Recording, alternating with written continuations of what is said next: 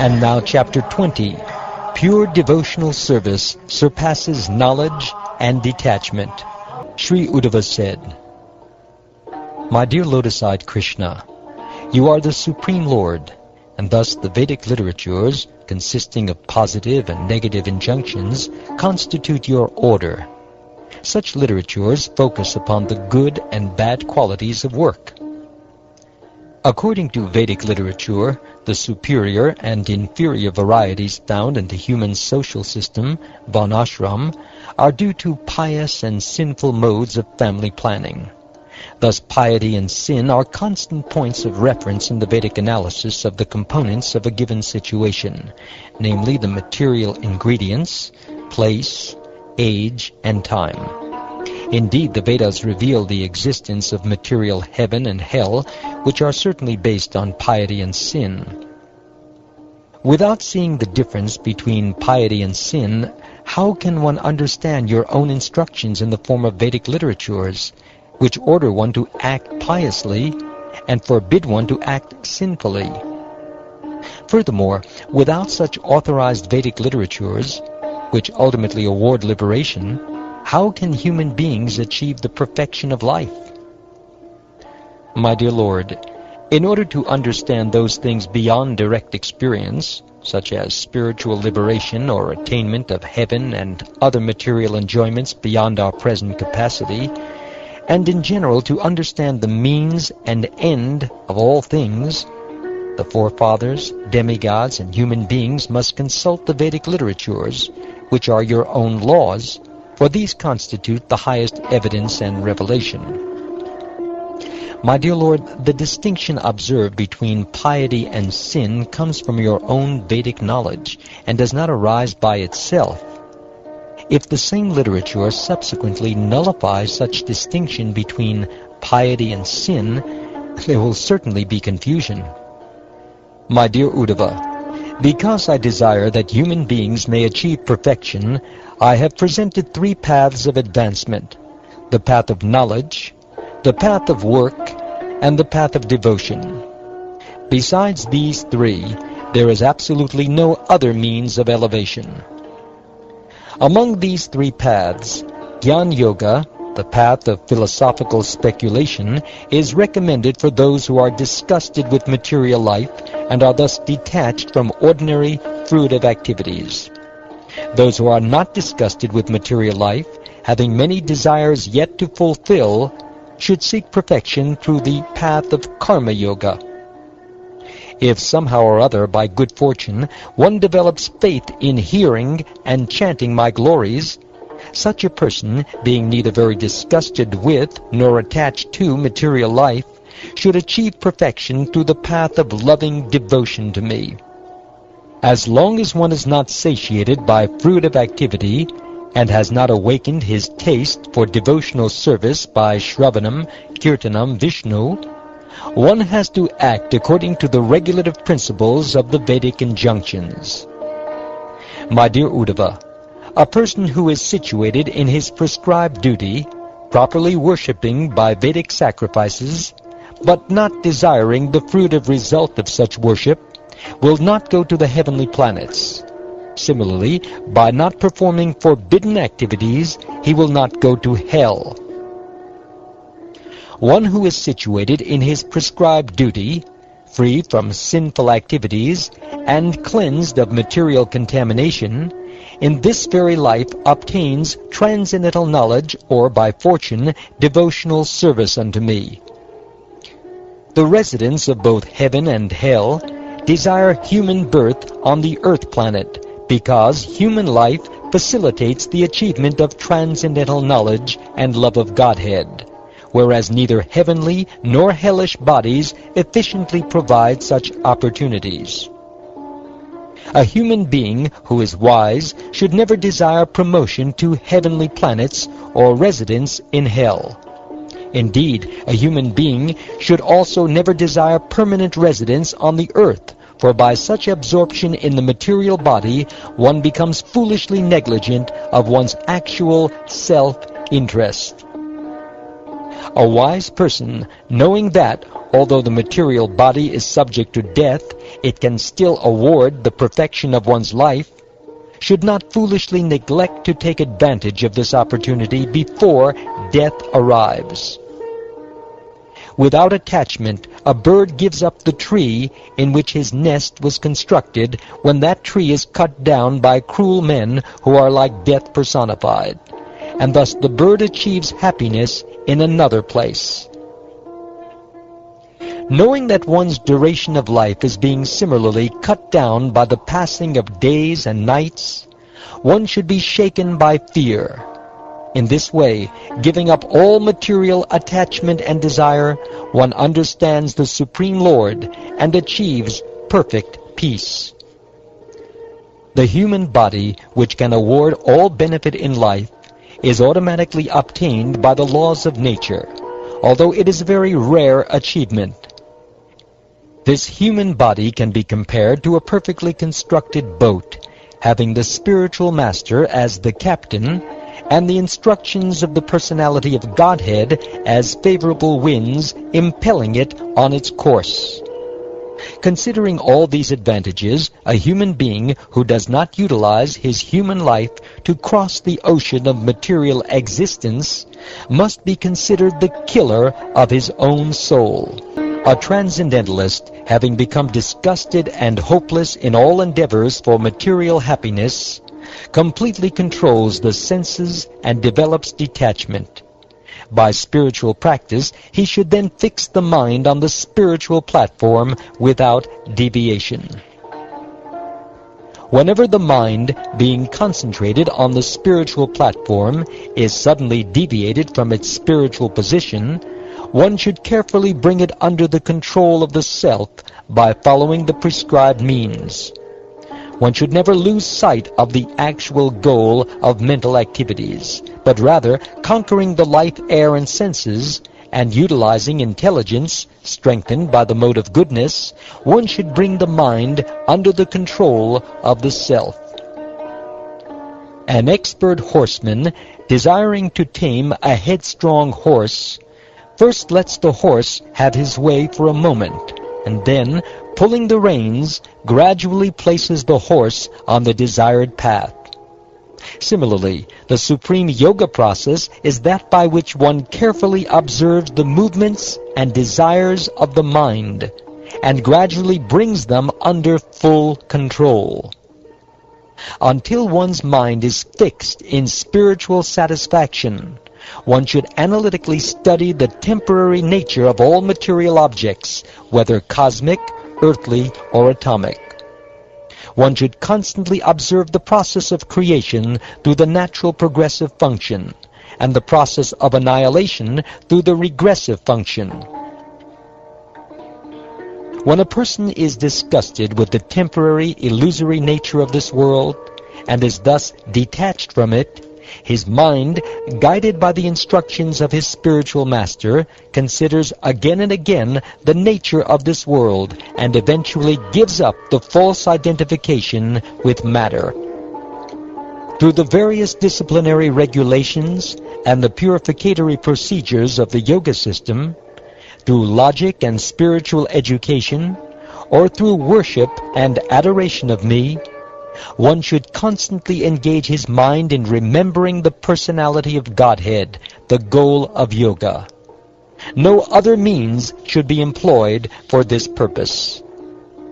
If a yogi, because of momentary inattention, accidentally commits an abominable activity, then by the very practice of yoga he should burn to ashes the sinful reaction, without at any time employing any other procedure.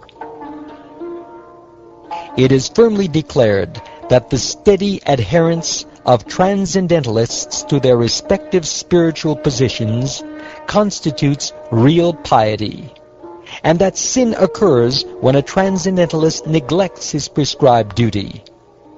One who adopts this standard of piety and sin, sincerely desiring to give up all past association with sense gratification, is able to subdue the materialistic activities which are by nature impure. having awakened faith in the narrations of my glories, being disgusted with all material activities, knowing that all sense gratification leads to misery, but still being unable to renounce all sense enjoyment, my devotee should remain happy and worship me with great faith and conviction. Even though he is sometimes engaged in sense enjoyment, my devotee knows that all sense gratification leads to a miserable result, and he sincerely repents such activities. When an intelligent person engages constantly in worshiping me through loving devotional service, as described by me, his heart becomes firmly situated in me. Thus all material desires within the heart are destroyed. The knot in the heart is pierced.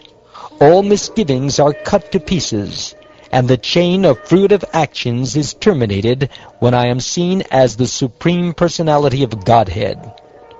Therefore, for a devotee engaged in my loving service, with mind fixed in me, the cultivation of knowledge and renunciation is generally not the means of achieving the highest perfection within this world.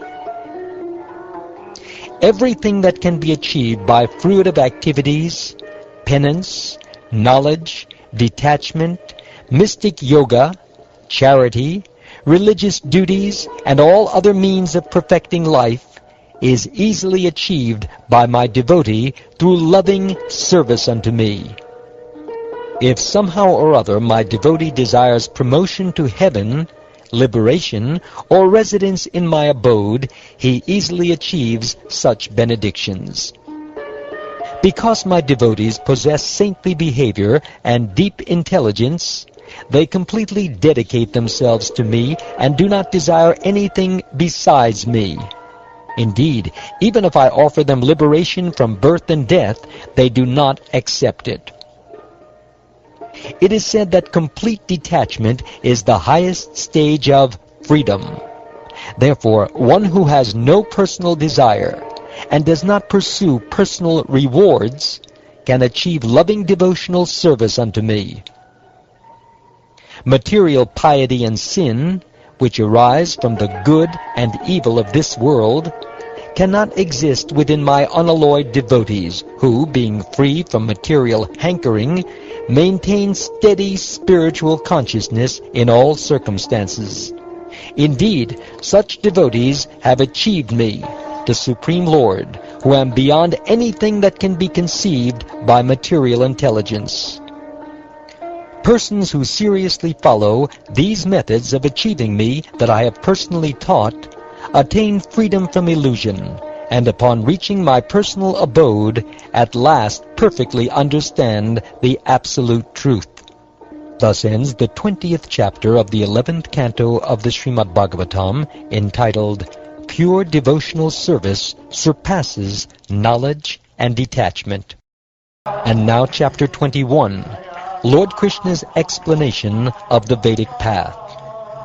The Supreme Personality of Godhead said, "Those who give up these methods for achieving me, which consist of devotional service, analytic philosophy, and regulated execution of prescribed duties, and instead, being moved by the material senses, cultivate insignificant sense gratification, certainly undergo the continual cycle of material existence.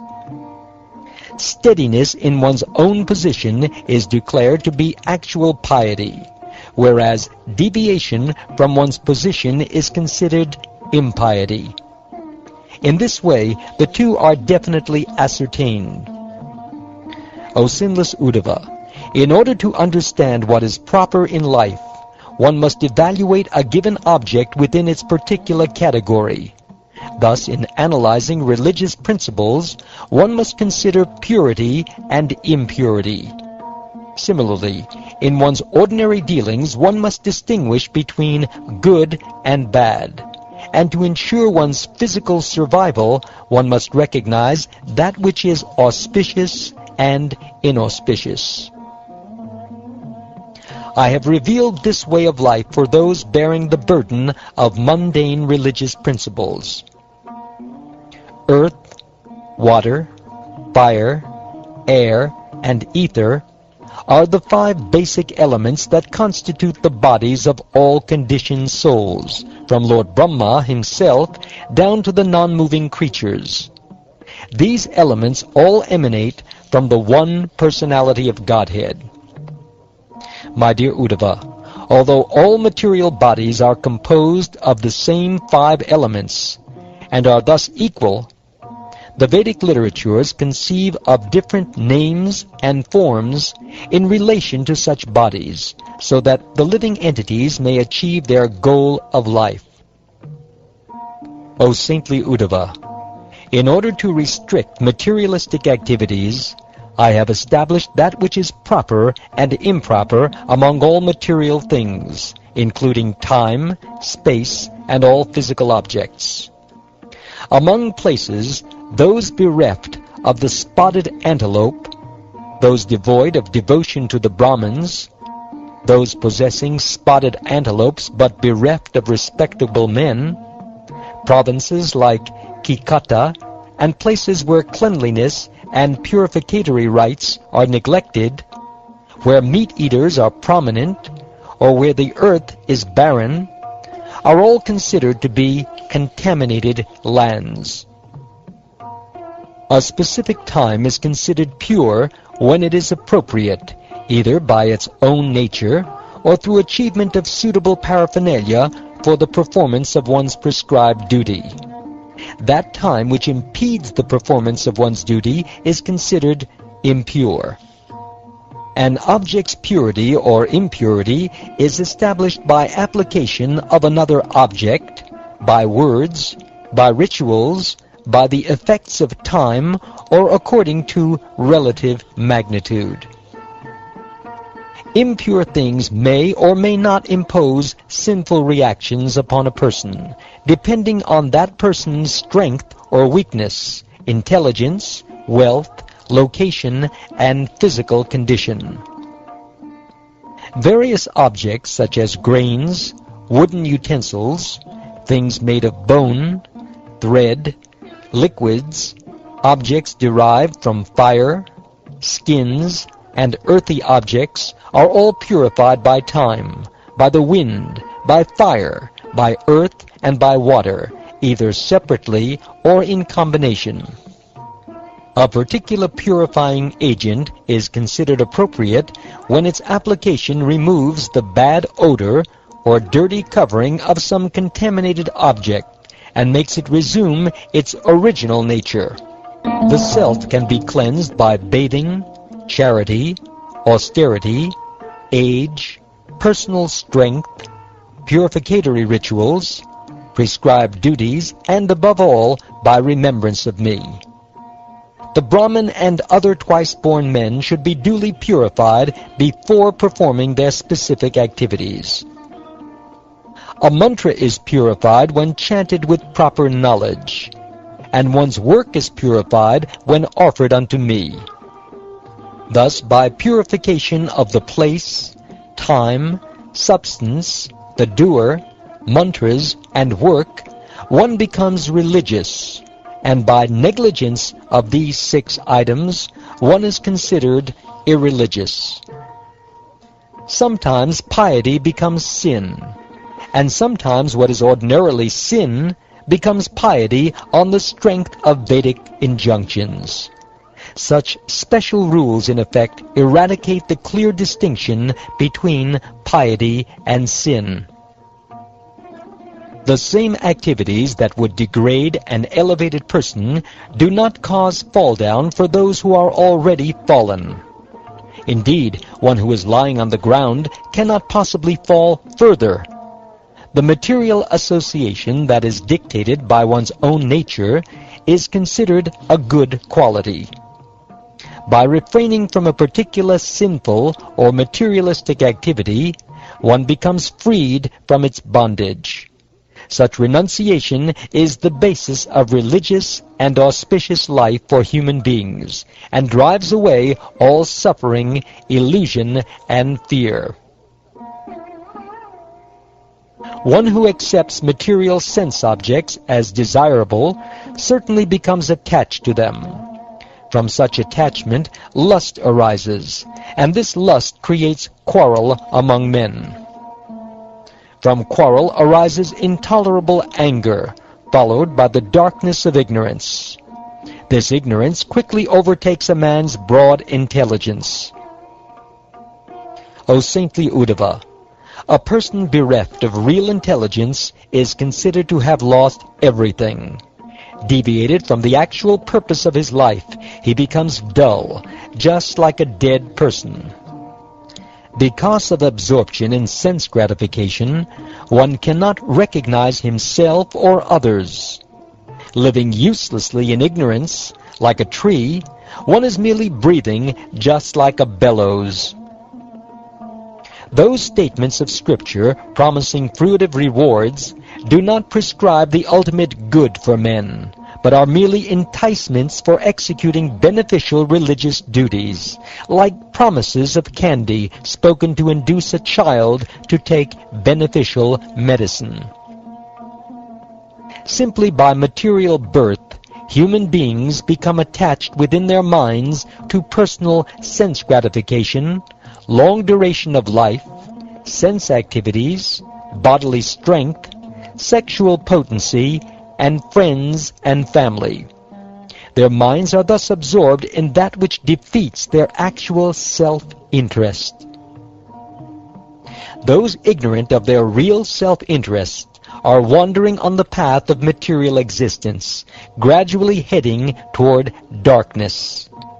Why would the Vedas further encourage them in sense gratification if they, although foolish, submissively pay heed to Vedic injunctions?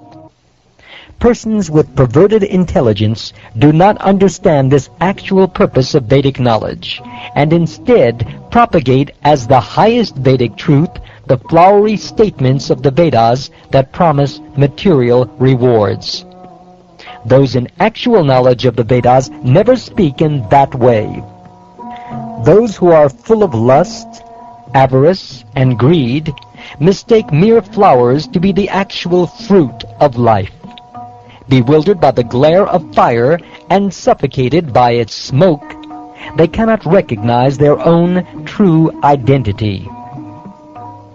My dear Uddhava, persons dedicated to sense gratification obtained through honoring the Vedic rituals cannot understand that I am situated in everyone's heart, and that the entire universe is non-different from me and emanates from me. Indeed, they are just like persons whose eyes are covered by fog. Those who are sworn to sense gratification cannot understand the confidential conclusion of Vedic knowledge, as explained by me. Taking pleasure in violence, they cruelly slaughter innocent animals in sacrifice for their own sense gratification, and thus worship demigods, forefathers, and leaders among ghostly creatures. Such passion for violence, however, is never encouraged within the process of Vedic sacrifice. Just as a foolish businessman gives up his real wealth in useless business speculation, foolish persons give up all that is actually valuable in life and instead pursue promotion to material heaven, which, although pleasing to hear about, is actually unreal, like a dream. Such bewildered persons imagine within their hearts that they will achieve all material blessings. Those established in material passion, goodness, and ignorance worship the particular demigods and other deities headed by Indra, who manifest the same modes of passion, goodness, or ignorance. They fail, however, to properly worship me. The worshippers of the demigods think, "We shall worship the demigods in this life, and by our sacrifices we shall go to heaven and enjoy there.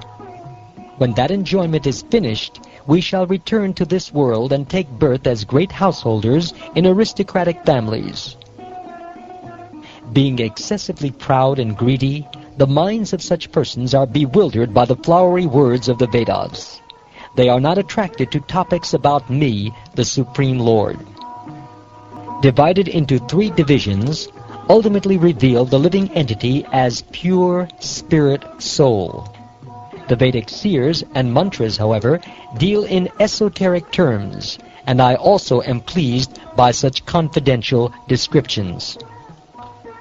The transcendental sound of the Vedas is very difficult to comprehend and manifests on different levels within the prana, senses, and mind.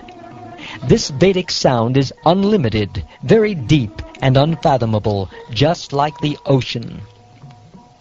As the unlimited, unchanging, and omnipotent personality of Godhead dwelling within all living beings, I personally establish the Vedic sound vibration in the form of Omkar within all living entities. It is thus perceived subtly, just like a single strand of fiber on a lotus stalk.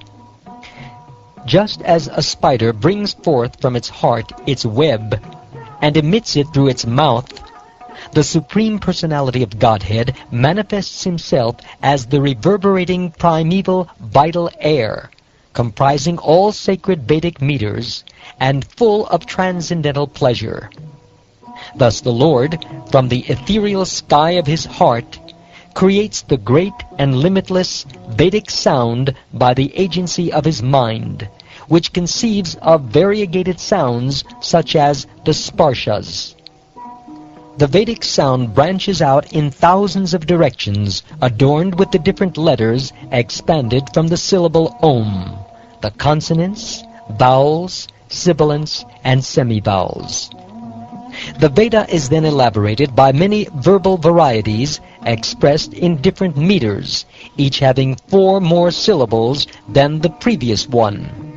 Ultimately, the Lord again withdraws his manifestation of Vedic sound within himself.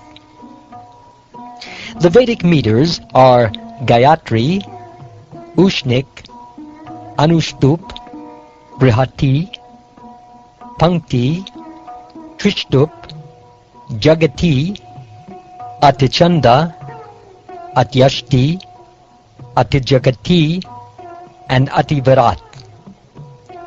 In the entire world, no one but me actually understands the confidential purpose of Vedic knowledge.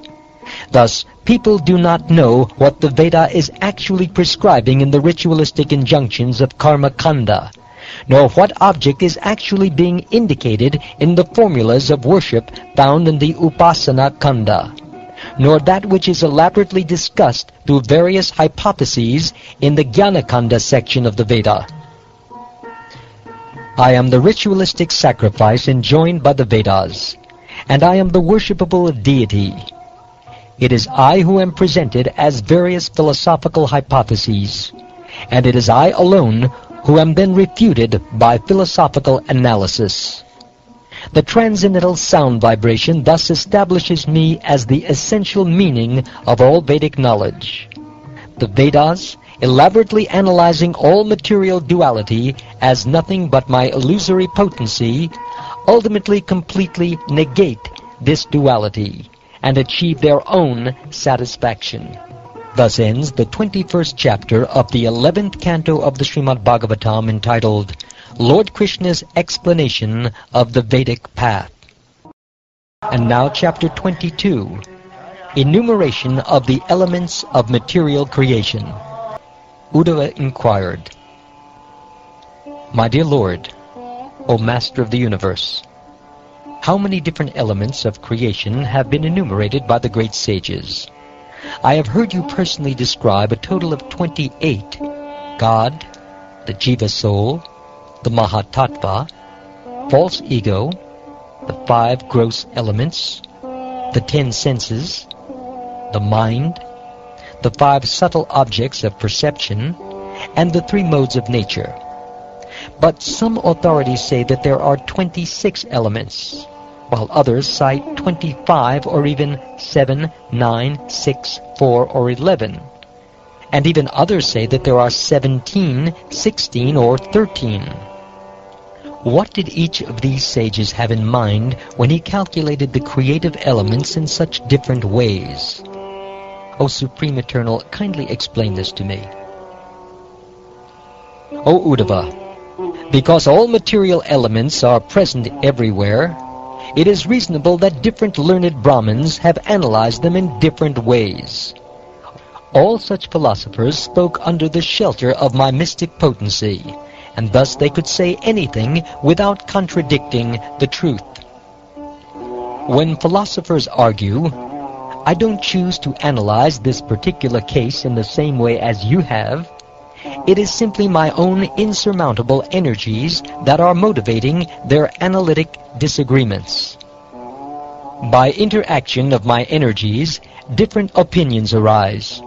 But for those who have fixed their intelligence in me and controlled the senses, differences of perception disappear, and consequently the very cause for argument is removed.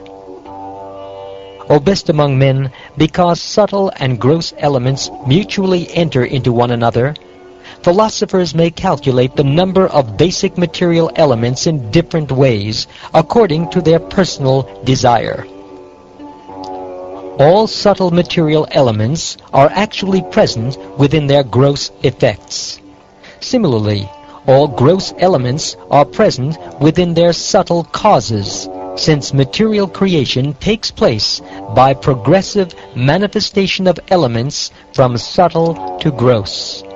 Thus, we can find all material elements within any single element. Therefore, no matter which of these thinkers is speaking, and regardless of whether in their calculations they include material elements within their previous subtle causes, or else within their subsequent manifest products, I accept their conclusions as authoritative because a logical explanation can always be given for each of the different theories. Because a person who has been covered by ignorance since time immemorial is not capable of effecting his own self-realization, there must be some other personality who is in factual knowledge of the absolute truth and can impart this knowledge to him. According to knowledge in the material mode of goodness, there is no qualitative difference between the living entity and the supreme controller. The imagination of qualitative difference between them is useless speculation. Nature exists originally as the equilibrium of the three material modes, which pertain only to nature, not to the transcendental spirit soul. These modes, goodness, passion, and ignorance, are the effective causes of the creation, maintenance, and destruction of this universe. In this world, the mode of goodness is recognized as knowledge, the mode of passion as fruitive work, and the mode of darkness as ignorance. Time is perceived as the agitated interaction of the material modes, and the totality of functional propensity is embodied by the primeval sutra or mahatattva. I have described the 9 basic elements as the enjoying soul, nature, nature's primeval manifestation of the mahatattva, false ego, ether, air, fire, water, and earth. Hearing, touch, sight, smell, and taste are the 5 knowledge-acquiring senses, my dear Uddhava. And speech, the hands, the genitals, the anus, and the legs constitute the 5 working senses. The mind belongs to both these categories. Sound, touch, taste, smell, and form are the objects of the knowledge-acquiring senses, and movement, speech, excretion, and manufacture are functions of the working senses. In the beginning of creation, nature assumes, by the modes of goodness, passion, and ignorance, its form as the embodiment of all subtle causes and gross manifestations within the universe. The Supreme Personality of Godhead does not enter the interaction of material manifestation, but merely glances upon nature. As the material elements, headed by the Mahatattva, are transformed, they receive their specific potencies from the glance of the Supreme Lord, and being amalgamated by the power of nature, they create the universal egg. According to some philosophers, there are 7 elements, namely earth, water, fire, air, and ether, along with the conscious spirit soul and the Supreme Soul, who is the basis of both the material elements and the ordinary spirit soul. According to this theory, the body, senses, life, air, and all material phenomena are produced from these 7 elements. Other philosophers state that there are 6 elements, the 5 physical elements, earth, water, fire, air, and ether, and the 6th element, the Supreme Personality of Godhead. That Supreme Lord, endowed with the elements that He has brought forth from Himself, creates this universe and then personally enters within it. Some philosophers propose the existence of 4 basic elements, of which 3, fire, water, and earth, emanate from the 4th, the Self. Once existing, these elements produce the cosmic manifestation, in which all material creation takes place. Some calculate the existence of 17 basic elements, namely the 5 gross elements, the 5 objects of perception, the 5 sensory organs, the mind, and the soul as the 17th element.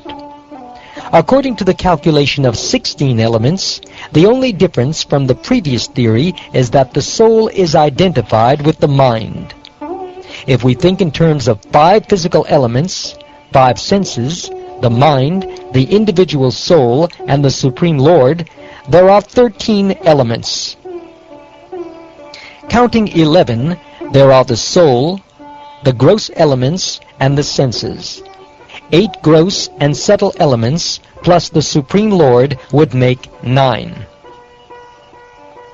Thus, great philosophers have analyzed the material elements in many different ways.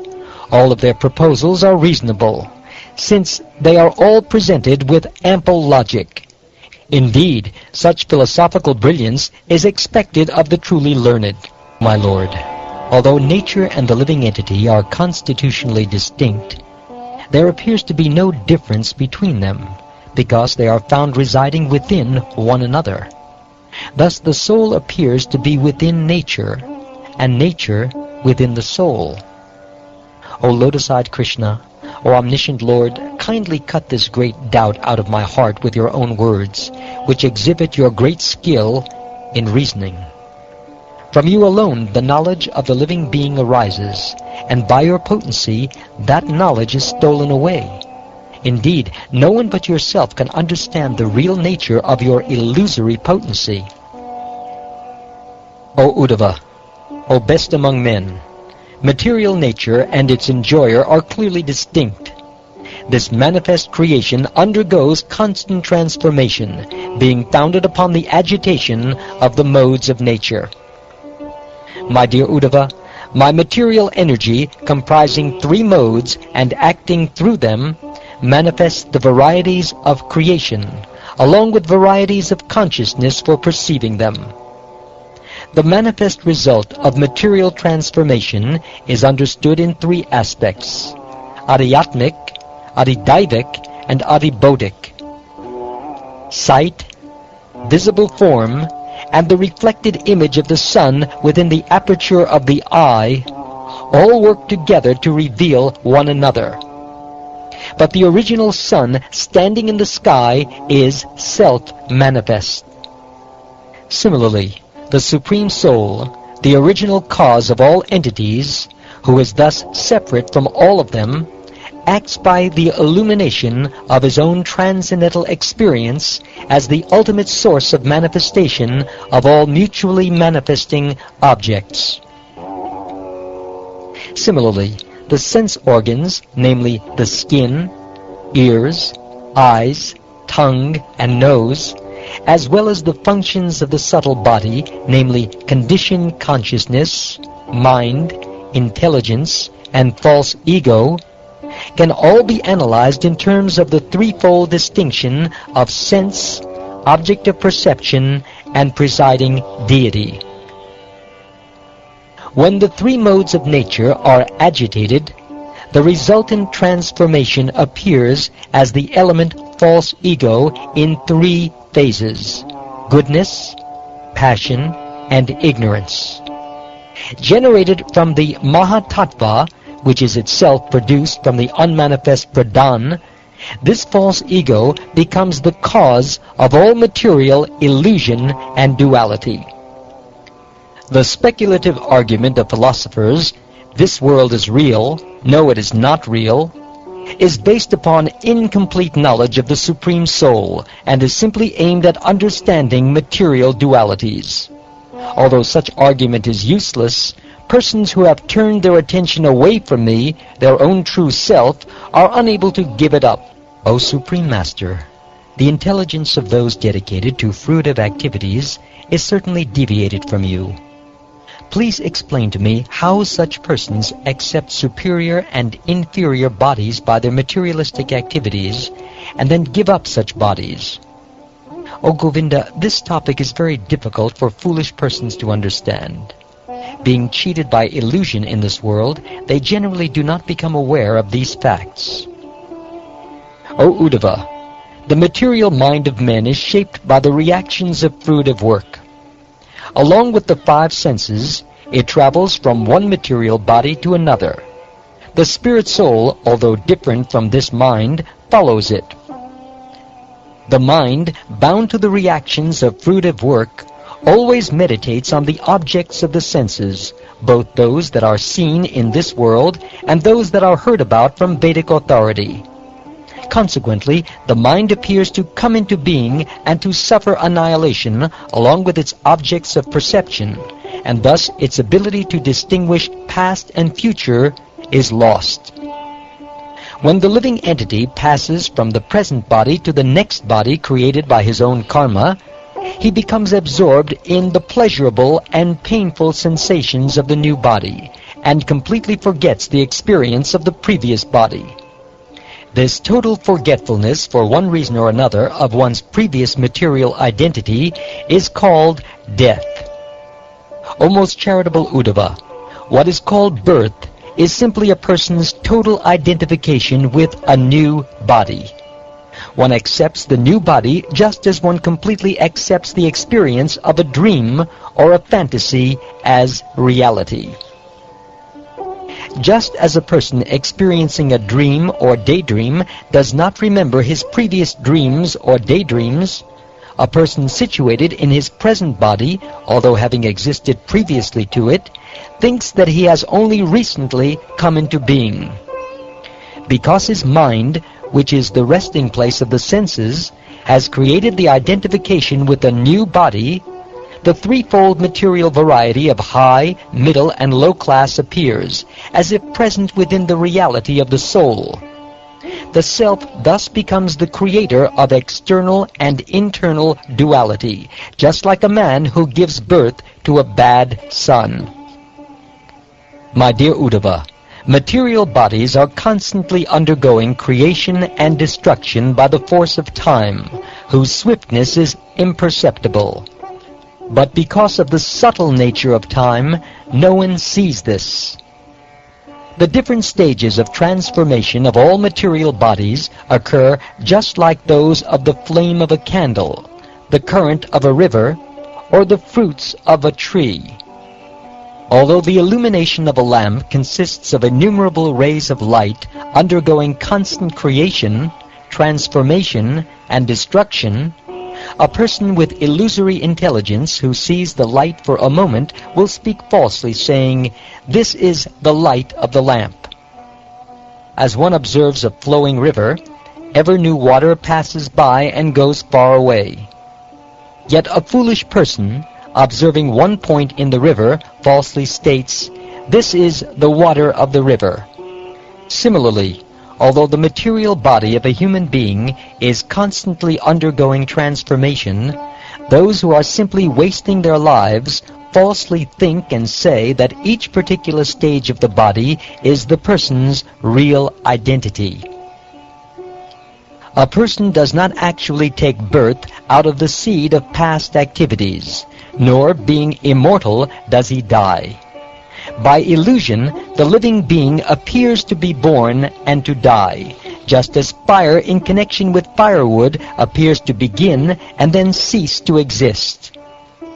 Impregnation, gestation, birth, infancy, childhood, youth, middle age, old age, and death are the 9 ages of the body. Although the material body is different from the self, because of the ignorance of material association, one falsely identifies oneself with the superior and inferior bodily conditions. Sometimes a fortunate person is able to give up such mental concoction. By the death of one's father or grandfather, one can surmise one's own death, and by the birth of one's son, one can understand the condition of one's own birth. A person who thus realistically understands the creation and destruction of material bodies is no longer subject to these dualities. One who observes the birth of a tree from its seed and the ultimate death of the tree after maturity certainly remains a distinct observer separate from the tree. In the same way, the witness of the birth and death of the material body remains separate from it. An unintelligent man, failing to distinguish himself from material nature, thinks nature to be real. By contact with it, he becomes completely bewildered and enters into the cycle of material existence. Made to wander as the reaction of his fruitive work, the conditioned soul, by contact with the mode of goodness, takes birth among the sages or demigods. By contact with the mode of passion, he becomes a demon or human being. And by association with the mode of ignorance, he takes birth as a ghost or in the animal kingdom. Just as one may imitate persons whom one sees dancing and singing, similarly, the soul, although never the doer of material activities, becomes captivated by material intelligence and is thus forced to imitate its qualities. The soul's material life, his experience of sense gratification, is actually false, O descendant of Dashada, just like trees' appearance of quivering when the trees are reflected in agitated water, or like the earth's appearance of spinning due to one's spinning his eyes around, or like the world of a fantasy or dream. For one who is meditating on sense gratification, material life, although lacking factual existence, does not go away, just as the unpleasant experiences of a dream do not. Therefore, O Uddhava, do not try to enjoy sense gratification with the material senses. See how illusion, based on material dualities, prevents one from realizing the self. Even though neglected, insulted, ridiculed, or envied by bad men, or even though repeatedly agitated by being beaten, tied up, or deprived of one's occupation, spat upon or polluted with urine by ignorant people, one who desires the highest goal in life should, in spite of all these difficulties, use his intelligence to keep himself safe on the spiritual platform. O Krishna, O best of all speakers, please explain to me how I may properly understand this.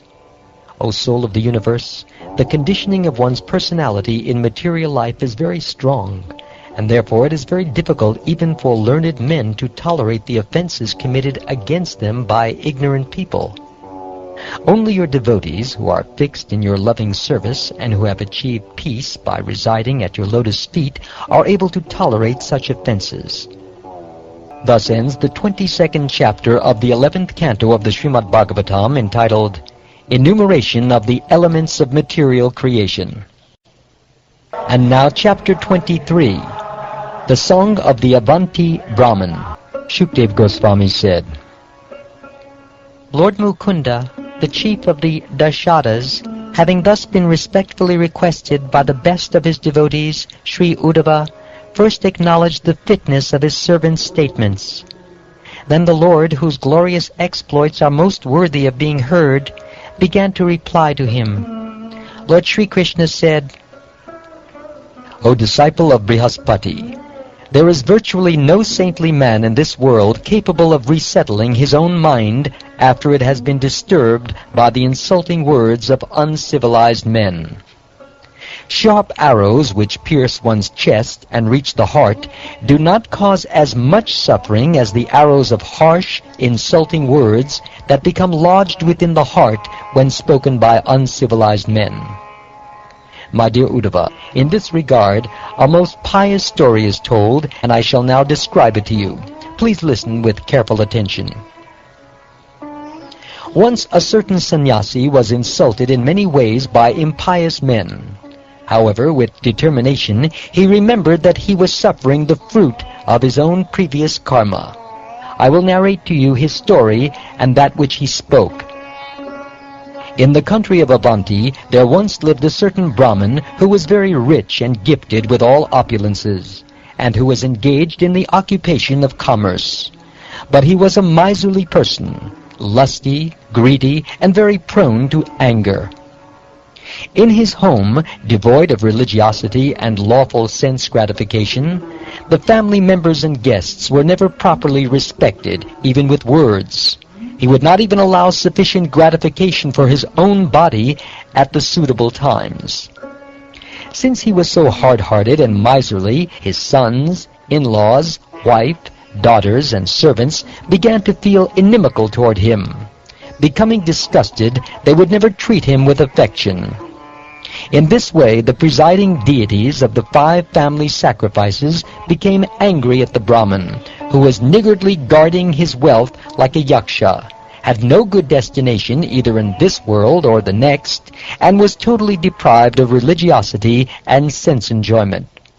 O magnanimous Uddhava, by his neglect of these demigods, he depleted his stock of piety and all his wealth. The accumulation of his repeated exhaustive endeavors was totally lost. Some of the wealth of this so-called Brahmin was taken away by his relatives, my dear Uddhava, some by thieves, some by the whims of providence, some by the effects of time, some by ordinary men, and some by government authorities. Finally, when his property was completely lost, he who never engaged in religiosity or sense enjoyment became ignored by his family members. Thus he began to feel unbearable anxiety. Having lost all his wealth, he felt great pain and lamentation. His throat choked up with tears, and he meditated for a long time on his fortune. Then a powerful feeling of renunciation came over him. The Brahmin spoke as follows. Oh, what great misfortune! I have simply tormented myself uselessly, struggling so hard for money that was not even intended for religiosity or material enjoyment. Generally, the wealth of misers never allows them any happiness. In this life, it causes their self-torment, and when they die, it sends them to hell. Whatever pure fame is possessed by the famous, and whatever praiseworthy qualities are found in the virtuous, are destroyed by even a small amount of greed, just as one's attractive physical beauty is ruined by a trace of white leprosy. In the earning, attainment, increase, protection, expense, loss, and enjoyment of wealth, all men experience great labor, fear, anxiety, and delusion. Theft, violence, speaking lies, duplicity, lust, anger, perplexity, pride, quarreling, enmity, faithlessness, envy, and the dangers caused by women, gambling, and intoxication are the 15 undesirable qualities that contaminate men because of greed for wealth. Although these qualities are undesirable, men falsely ascribe value to them. One desiring to achieve the real benefit of life should therefore remain aloof from undesirable material wealth. Even a man's brothers, wife, parents, and friends united with him in love will immediately break off their affectionate relationships and become enemies over a single coin. For even a small amount of money, these relatives and friends become very agitated, and their anger is inflamed. Acting as rivals, they quickly give up all sentiments of goodwill, and will reject one at a moment's notice, even to the point of committing murder. Those who obtain human life, which is prayed for even by the demigods, and in that human birth become situated as first-class Brahmins, are extremely fortunate. If they disregard this important opportunity, they are certainly killing their own self-interest, and thus achieve a most unfortunate end.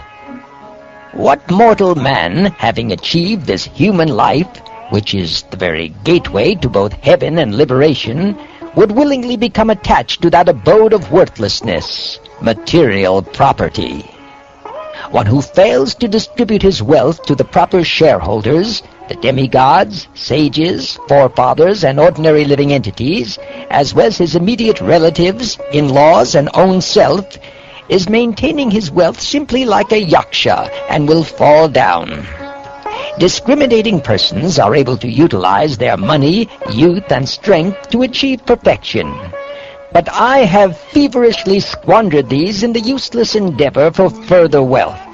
Now that I am an old man, what can I achieve?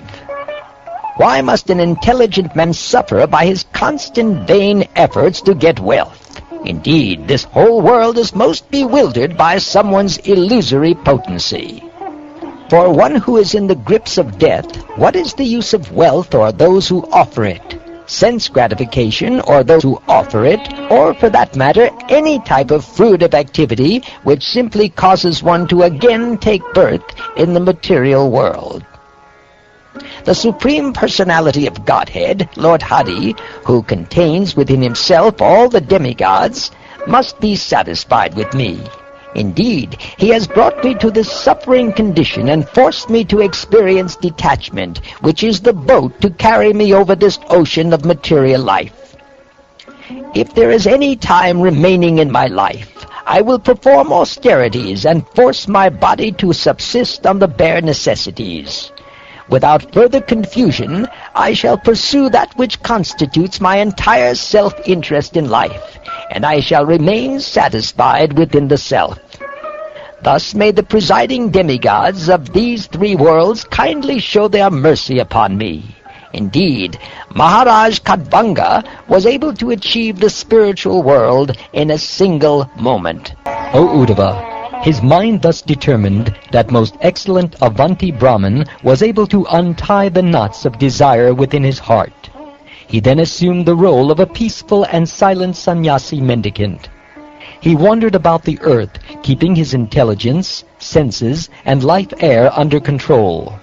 To beg charity, he traveled alone to various cities and villages. He did not advertise his advanced spiritual position, and thus was not recognized by others.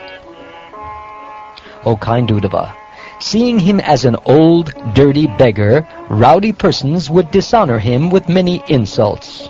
Some of these persons would take away his sannyasi rod, and some the water pot which he was using as a begging bowl. Some took his deerskin seat, some his chanting beads, and some would steal his torn, ragged clothing. Displaying these things before him, they would pretend to offer them back, but would then hide them again. When he was sitting on the bank of a river about to partake of the food that he had collected by his begging, such sinful rascals would come and pass urine on it, and they would dare to spit on his head. Although he had taken a vow of silence, they would try to make him speak, and if he did not speak, they would beat him with sticks. Others would chastise him, saying, "This man is just a thief." And others would bind him up with a rope, shouting, "Tie him up, tie him up." They would criticize and insult him, saying, "This man is just a hypocrite and a cheat. He makes a business of religion simply because he has lost all his wealth and his family threw him out. Some would ridicule him by saying, "Just see this greatly powerful sage. He is as steadfast as the Himalaya mountains. By practice of silence, he strives for his goal with great determination, just like a duck." Other persons would pass foul air upon him, and sometimes others would bind this twice-born Brahmin in chains and keep him captive like a pet animal. The Brahmin understood that all his suffering from other living beings, from the higher forces of nature, and from his own body was unavoidable, being allotted to him by providence. Even while being insulted by these low-class men who were trying to effect his downfall, he remained steady in his spiritual duties. Fixing his resolution in the mode of goodness, he began to chant the following song. The Brahmin said, "These people are not the cause of my happiness and distress. Neither are the demigods, my own body, the planets, my past work or time. Rather, it is the mind alone that causes happiness and distress, and perpetuates the rotation of material life.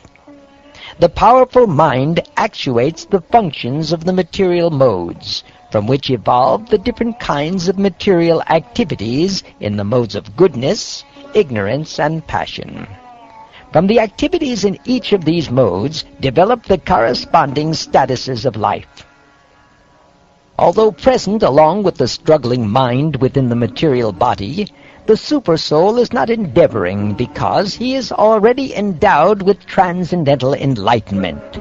Acting as my friend, he simply witnesses from his transcendental position. I, the infinitesimal spirit soul, on the other hand, have embraced this mind, which is the mirror reflecting the image of the material world. Thus I have become engaged in enjoying objects of desire, and am entangled due to contact with the modes of nature. Charity, prescribed duties, observance of major and minor regulative principles, hearing from Scripture, pious works, and purifying vows all have as their final aim the subduing of the mind. Indeed, concentration of the mind on the Supreme is the highest yoga. If one's mind is perfectly fixed and pacified, then tell me what need does one have to perform ritualistic charity and other pious rituals? And if one's mind remains uncontrolled, lost in ignorance, then of what use are these engagements for him? All the senses have been under the control of the mind since time immemorial, and the mind himself never comes under the sway of any other. He is stronger than the strongest, and his godlike power is fearsome. Therefore, anyone who can bring the mind under control becomes the master of all the senses. Failing to conquer this irrepressible enemy, the mind, whose urges are intolerable, and who torments the heart, many people are completely bewildered and create useless quarrel with others. Thus they conclude that other people are either their friends, their enemies, or parties indifferent to them. Persons who identify with this body, which is simply the product of the material mind, are blinded in their intelligence, thinking in terms of I and mine. Because of their illusion of this is I, but that is someone else, they wander in endless darkness. If you say that these people are the cause of my happiness and distress, then where is the place of the soul in such a conception? This happiness and distress pertain not to the soul, but to the interactions of material bodies. If someone bites his tongue with his own teeth, at whom can he become angry in his suffering? If you say that the demigods who rule the bodily senses cause suffering, still, how can such suffering apply to the spirit soul? This acting and being acted upon are merely interactions of the changeable senses and their presiding deities. When one limb of the body attacks another, with whom can the person in that body be angry? If the soul himself were the cause of happiness and distress, then we could not blame others, since happiness and distress would be simply the nature of the soul. According to this theory, nothing except the soul actually exists. And if we were to perceive something besides the soul, that would be illusion. Therefore, since happiness and distress do not actually exist in this concept, why become angry at oneself or others? And if we examine the hypothesis that the planets are the immediate cause of suffering and happiness, then also, where is the relationship with the soul who is eternal? After all, the effect of the planets applies only to things that have taken birth. Expert astrologers have moreover explained how the planets are only causing pain to each other. Therefore, since the living entity is distinct from these planets and from the material body, against whom should he vent his anger? Now, if we assume that fruitive work is the cause of happiness and distress, we still are not dealing with the soul. The idea of material work arises when there is a spiritual actor who is conscious and a material body that undergoes the transformation of happiness and distress as a reaction to such work. Since the body has no life, it cannot be the actual recipient of happiness and distress, nor can the soul, who is ultimately completely spiritual and aloof from the material body. Since karma thus has no ultimate basis in either the body or the soul, at whom can one become angry? If we accept time as the cause of happiness and distress, that experience still cannot apply to the spirit soul, since time is a manifestation of the Lord's spiritual potency, and the living entities are also expansions of the Lord's spiritual potency manifesting through time. Certainly a fire does not burn its own flames or sparks, nor does the cold harm its own snowflakes or hail. In fact, the spirit soul is transcendental and beyond the experience of material happiness and distress. At whom, therefore, should one become angry? The false ego gives shape to illusory material existence, and thus experiences material happiness and distress. The spirit soul, however, is transcendental to material nature. He can never actually be affected by material happiness and distress in any place, under any circumstance, or by the agency of any person. A person who understands this has nothing whatsoever to fear from the material creation. He thinks, I shall cross over the insurmountable ocean of nescience by being firmly fixed in the service of the lotus feet of Krishna. This was approved by the previous acharyas, who were fixed in firm devotion to the Lord, Paramatma, the Supreme Personality of Godhead. O Uddhava, thus becoming detached upon the loss of his property, this sage gave up his moroseness. He left home, taking sannyas, and began to travel about the earth. Even when insulted by foolish rascals, he remained unswerved from his duty and chanted this song. No other force besides his own mental confusion makes the soul experience happiness and distress. His perception of friends, neutral parties, and enemies, and the whole material life he builds around this perception are simply created out of ignorance. My dear Uddhava, fixing your intelligence in me, you should thus completely control the mind. This is the essence of the science of yoga. Anyone who listens to or recites to others this song of the sannyasi, which presents scientific knowledge of the Absolute, and who thus meditates upon it with full attention, will never again be overwhelmed by the dualities of material happiness and distress. Thus ends the 23rd chapter of the 11th canto of the Shrimad Bhagavatam, entitled The Song of the Avanti Brahman. And now chapter 24, the philosophy of Sankhya. Now I shall describe to you the science of Sankhya, which has been perfectly established by ancient authorities. By understanding this science, a person can immediately give up the illusion of material duality. Originally, during the Krita Yuga, when all men were very expert in spiritual discrimination, and also previous to that, during the period of annihilation, the seer existed alone, non-different from the seen object. That one absolute truth, remaining free from material dualities and inaccessible to ordinary speech and mind, divided himself into two categories: the material nature and the living entities who are trying to enjoy the manifestations of that nature. Of these two categories of manifestation, one is material nature, which embodies both the subtle causes and manifests products of matter. The other is the conscious living entity, designated as the enjoyer. When material nature was agitated by my glance, the three material modes of goodness, passion, and ignorance became manifest to fulfill the pending desires of the conditioned souls. From these modes arose the primeval sutra along with the Mahatattva. By the transformation of the Mahatattva was generated the false ego, the cause of the living entity's bewilderment.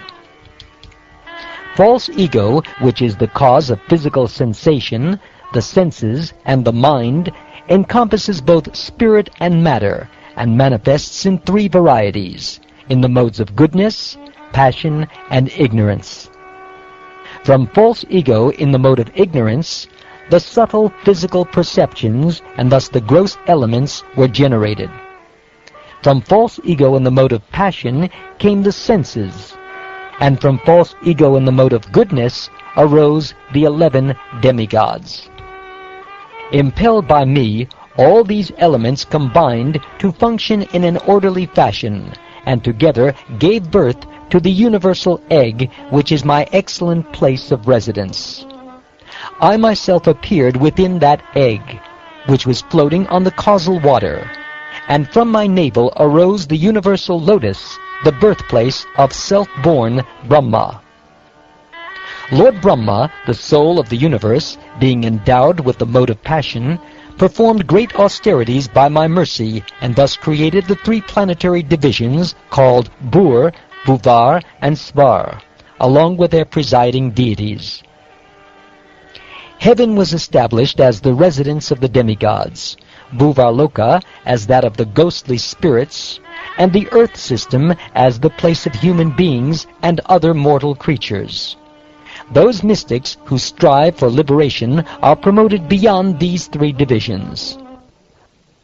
Lord Brahma created the region below the earth for the demons and the Naga snakes. In this way, the destinations of the three worlds were arranged as the corresponding reactions for different kinds of work performed within the three modes of nature.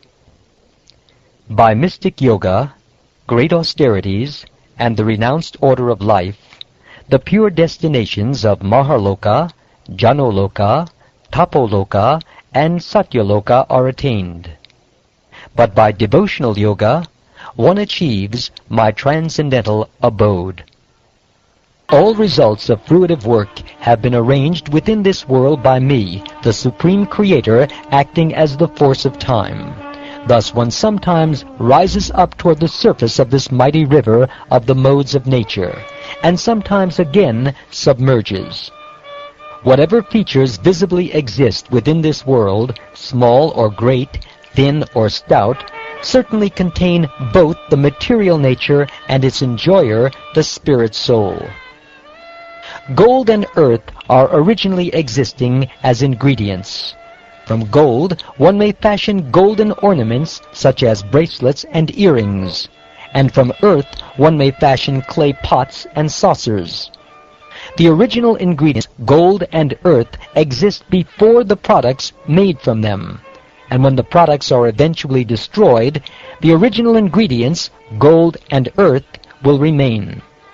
Thus, since the ingredients are present in the beginning and at the end, they must also be present in the middle phase, taking the form of a particular product, to which we assign for convenience a particular name, such as bracelet, earring, pot, or saucer.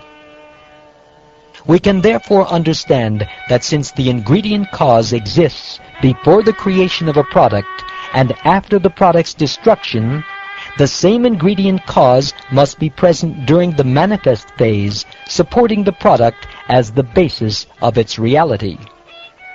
A material object, itself composed of an essential ingredient, creates another material object through transformation.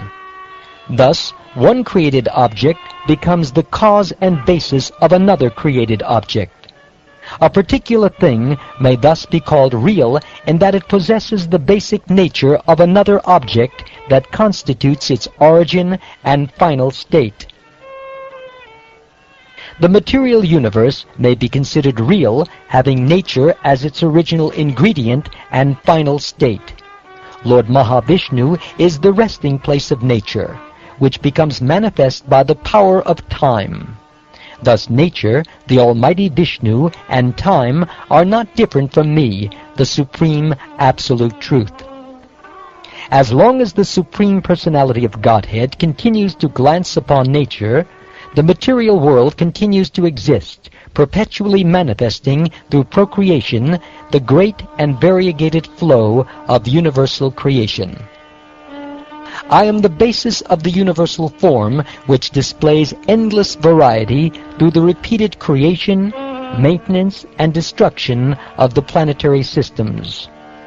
Originally containing within itself all planets in their dormant state, my universal form manifests the varieties of created existence by arranging the coordinated combination of the 5 elements. At the time of annihilation, the mortal body of the living being becomes merged into food. Food merges into the grains, and the grains merge back into the earth. The earth merges into its subtle sensation, fragrance. Fragrance merges into water, and water further merges into its own quality, taste. That taste merges into fire, which merges into form. Form merges into touch, and touch merges into ether. Ether finally merges into the sensation of sound. The senses all merge into their own origins, the presiding demigods, and they, O gentle Uddhava, merge into the controlling mind, which itself merges into false ego in the mode of goodness. Sound becomes one with false ego in the mode of ignorance, and all-powerful false ego, the first of all the physical elements, merges into the total nature. The total material nature, the primary repository of the 3 basic modes, dissolves into the modes.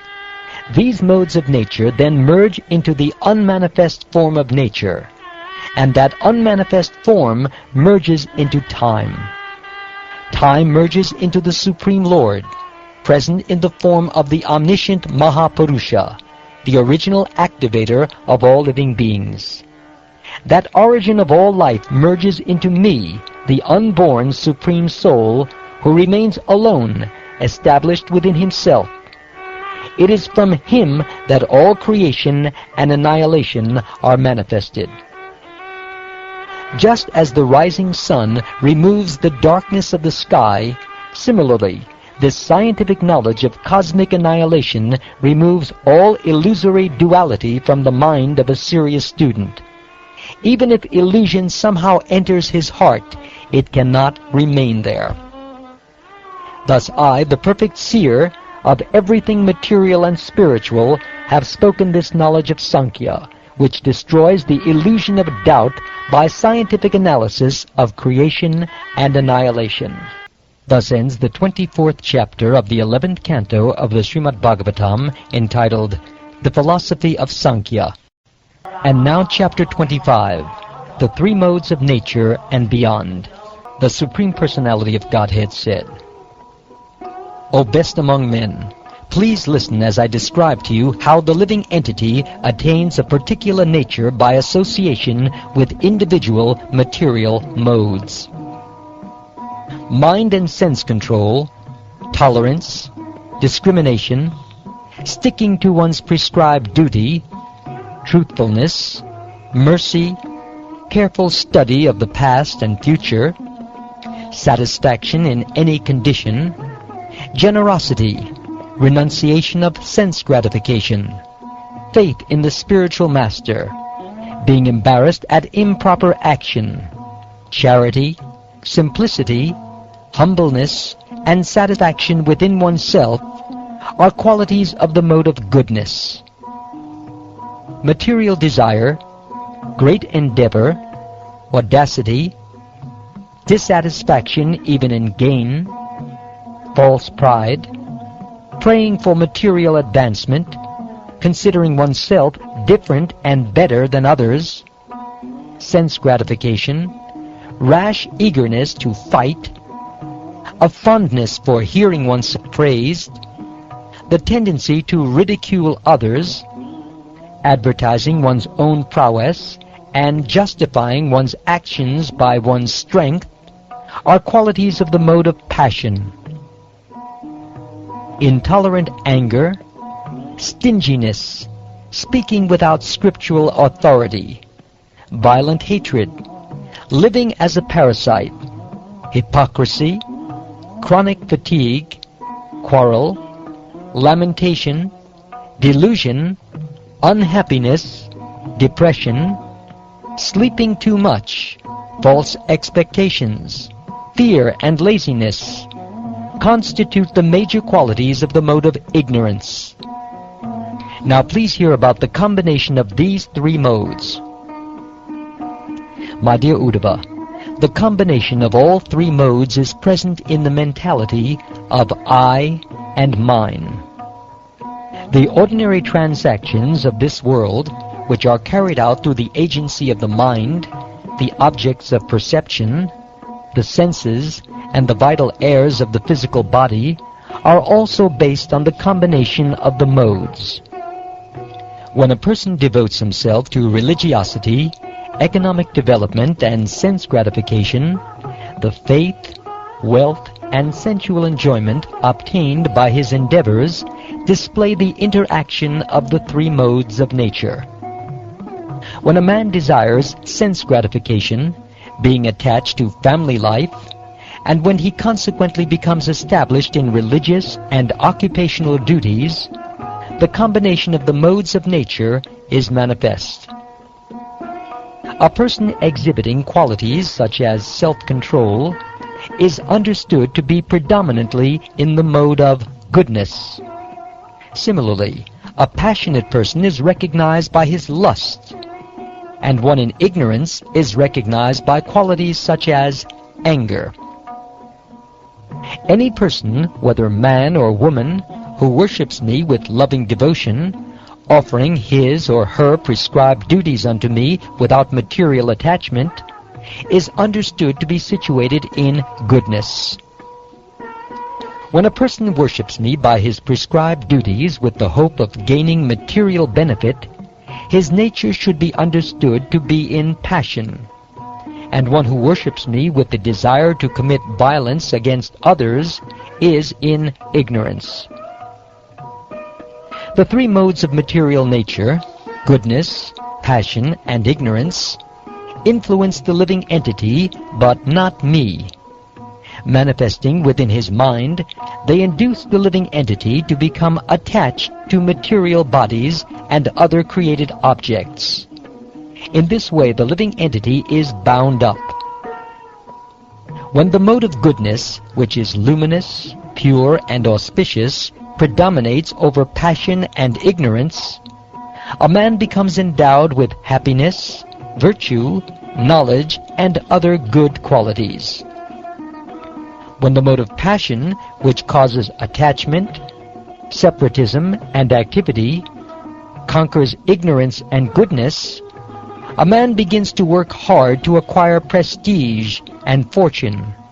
Thus, in the mode of passion, he experiences anxiety and struggle. When the mode of ignorance conquers passion and goodness, it covers one's consciousness and makes one foolish and dull. Falling into lamentation and illusion, a person in the mode of ignorance sleeps excessively, indulges in false hopes, and displays violence toward others. When consciousness becomes clear, and the senses are detached from matter, One experiences fearlessness within the material body and detachment from the material mind. You should understand this situation to be the predominance of the mode of goodness, in which one has the opportunity to realize me. You should discern the mode of passion by its symptoms, the distortion of the intelligence because of too much activity, the inability of the perceiving senses to disentangle themselves from mundane objects, an unhealthy condition of the working physical organs, and the unsteady perplexity of the mind. When one's higher awareness fails and finally disappears, and one is thus unable to concentrate his attention, his mind is ruined and manifests ignorance and depression. You should understand this situation to be the predominance of the mode of ignorance. With the increase of the mode of goodness, the strength of the demigods similarly increases. When passion increases, the demoniac becomes strong. And with the rise of ignorance, O Uddhava, the strength of the most wicked increases.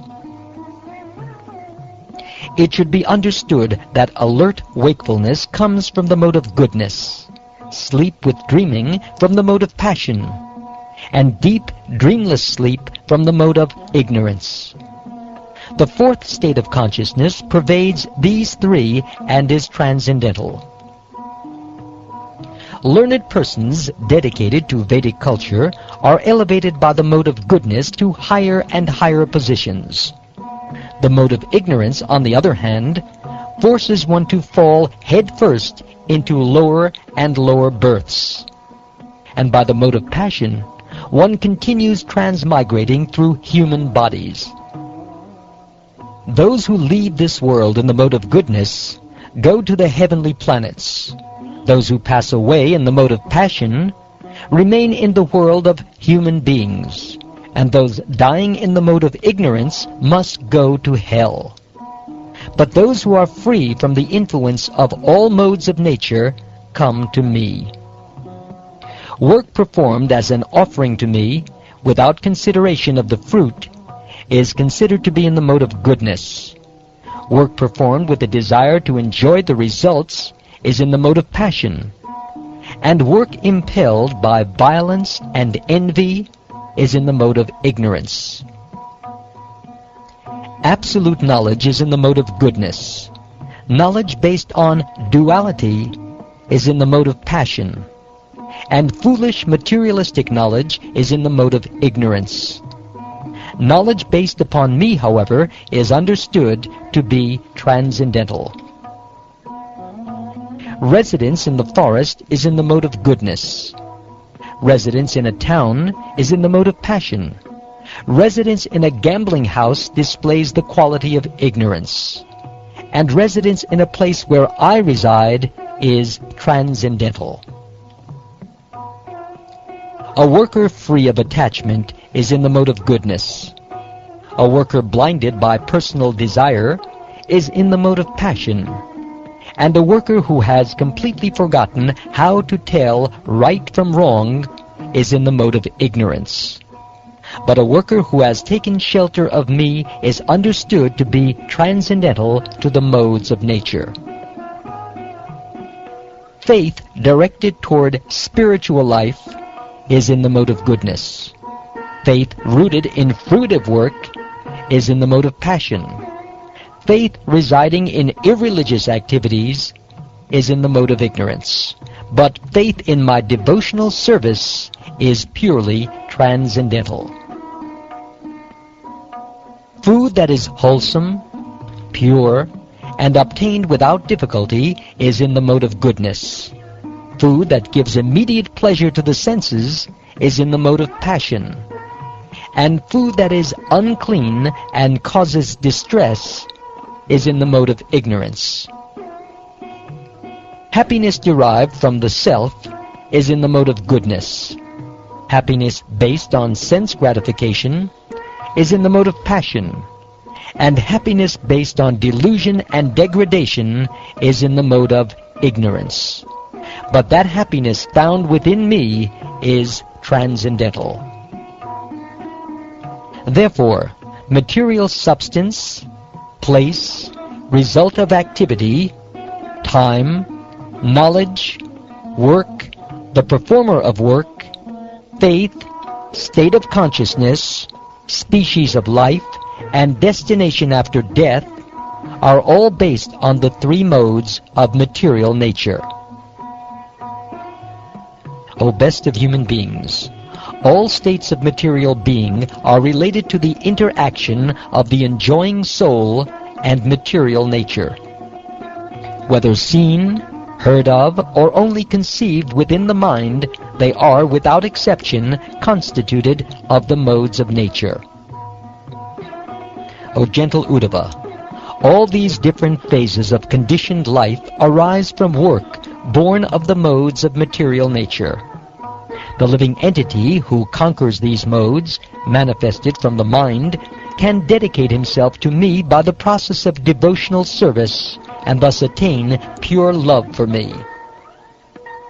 Therefore, having achieved this human form of life, which allows one to develop full knowledge, those who are intelligent should free themselves from all contamination of the modes of nature and engage exclusively in loving service to me. A wise sage, free from all material association and unbewildered, should subdue his senses and worship me. He should conquer the modes of passion and ignorance by engaging himself only with things in the mode of goodness.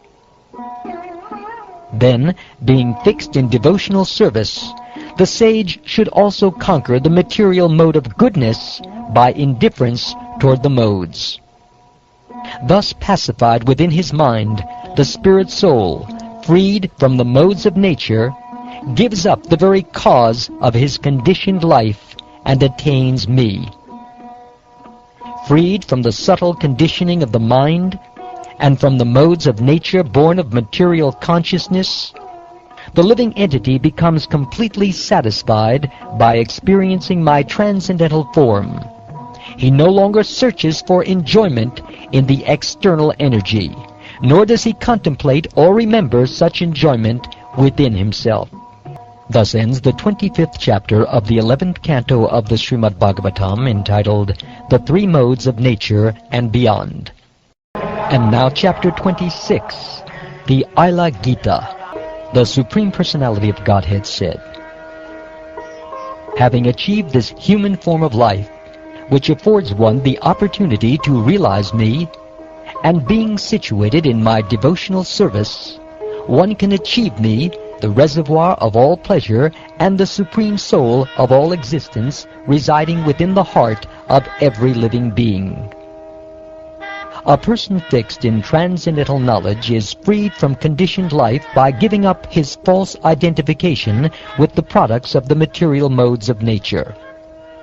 Seeing these products as simply illusion, he avoids entanglement with the modes of nature, although constantly among them.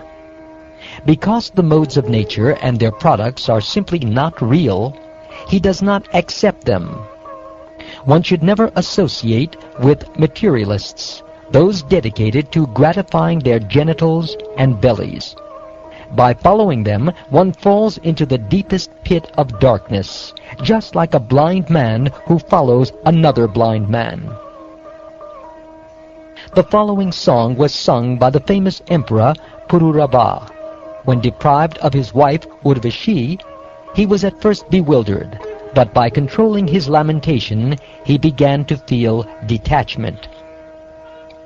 When she was in the process of leaving him, even though he was naked, he ran after her just like a madman, and called out in great distress, "O my wife!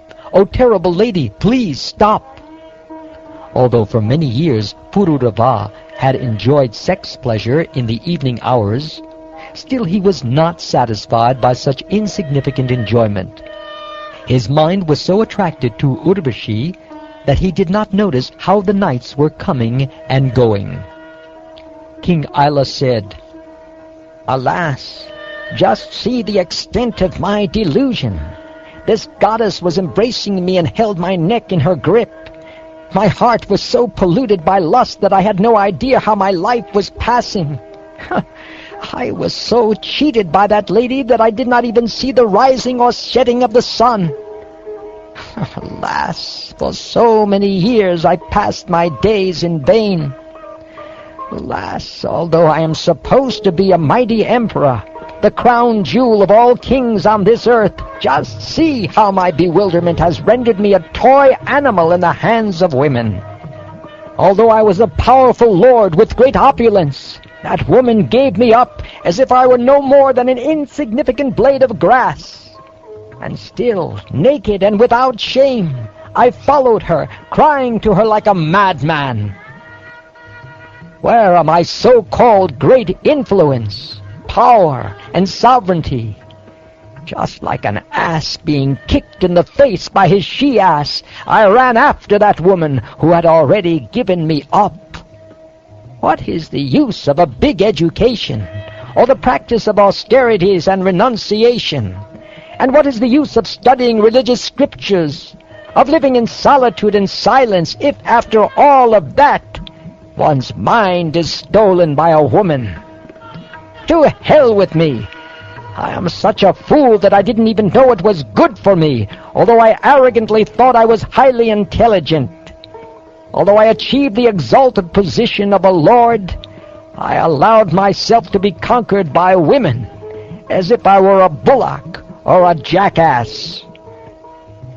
Even after I had served the so-called nectar of the lips of Urvashi for many years, my lusty desires kept rising again and again within my heart, and were never satisfied, just as one can never placate a fire by pouring oblations of ghee into the flames. Who but the Supreme Personality of Godhead, who lies beyond material perception, and is the Lord of self-satisfied sages, can possibly save my consciousness, which has been stolen by a prostitute? Because I allowed my intelligence to become dull, and because I failed to control my senses, the great confusion in my mind did not go away, even though Urvashi herself gave me wise counsel with well-spoken words. How can I blame her for my trouble when I myself am ignorant of my real spiritual nature?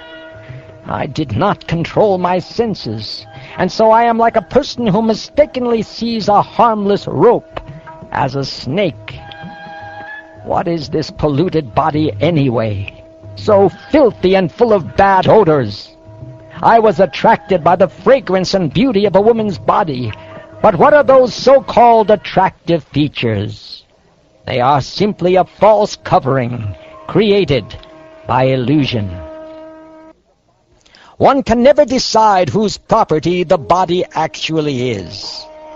Does it belong to one's parents, who have given birth to it? To one's wife, who gives it pleasure? Or to one's employer, who orders the body around? Is it the property of the funeral fire, or of the dogs and jackals who may ultimately devour it? Is it the property of the indwelling soul, who partakes in its happiness and distress?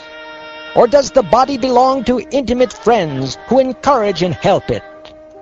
Although a man never definitely ascertains the proprietor of the body, he becomes most attached to it. The material body is a polluted material form heading toward a lowly destination. Yet when a man stares at the face of a woman, he thinks, "Ah, what a good-looking lady! What a charming nose she's got! And see her beautiful smile!" What difference is there between ordinary worms and persons who try to enjoy this material body, composed of skin, flesh, blood, muscle, fat, marrow, bone, stool, urine, and pus? Yet even one who theoretically understands the actual nature of the body should never associate with women or with men attached to women.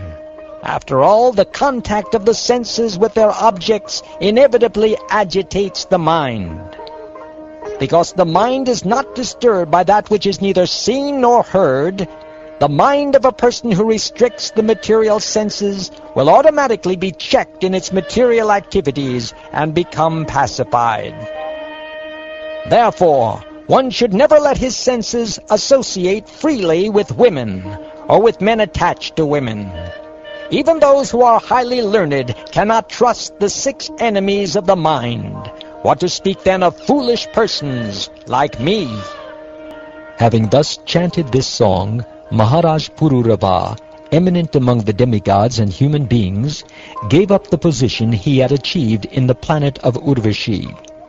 His illusion cleansed away by transcendental knowledge, he understood me to be the Supreme Soul within his heart, and so at last achieved peace. An intelligent person should therefore reject all bad association, and instead take up the association of saintly devotees, whose words cut off the excessive attachment of one's mind.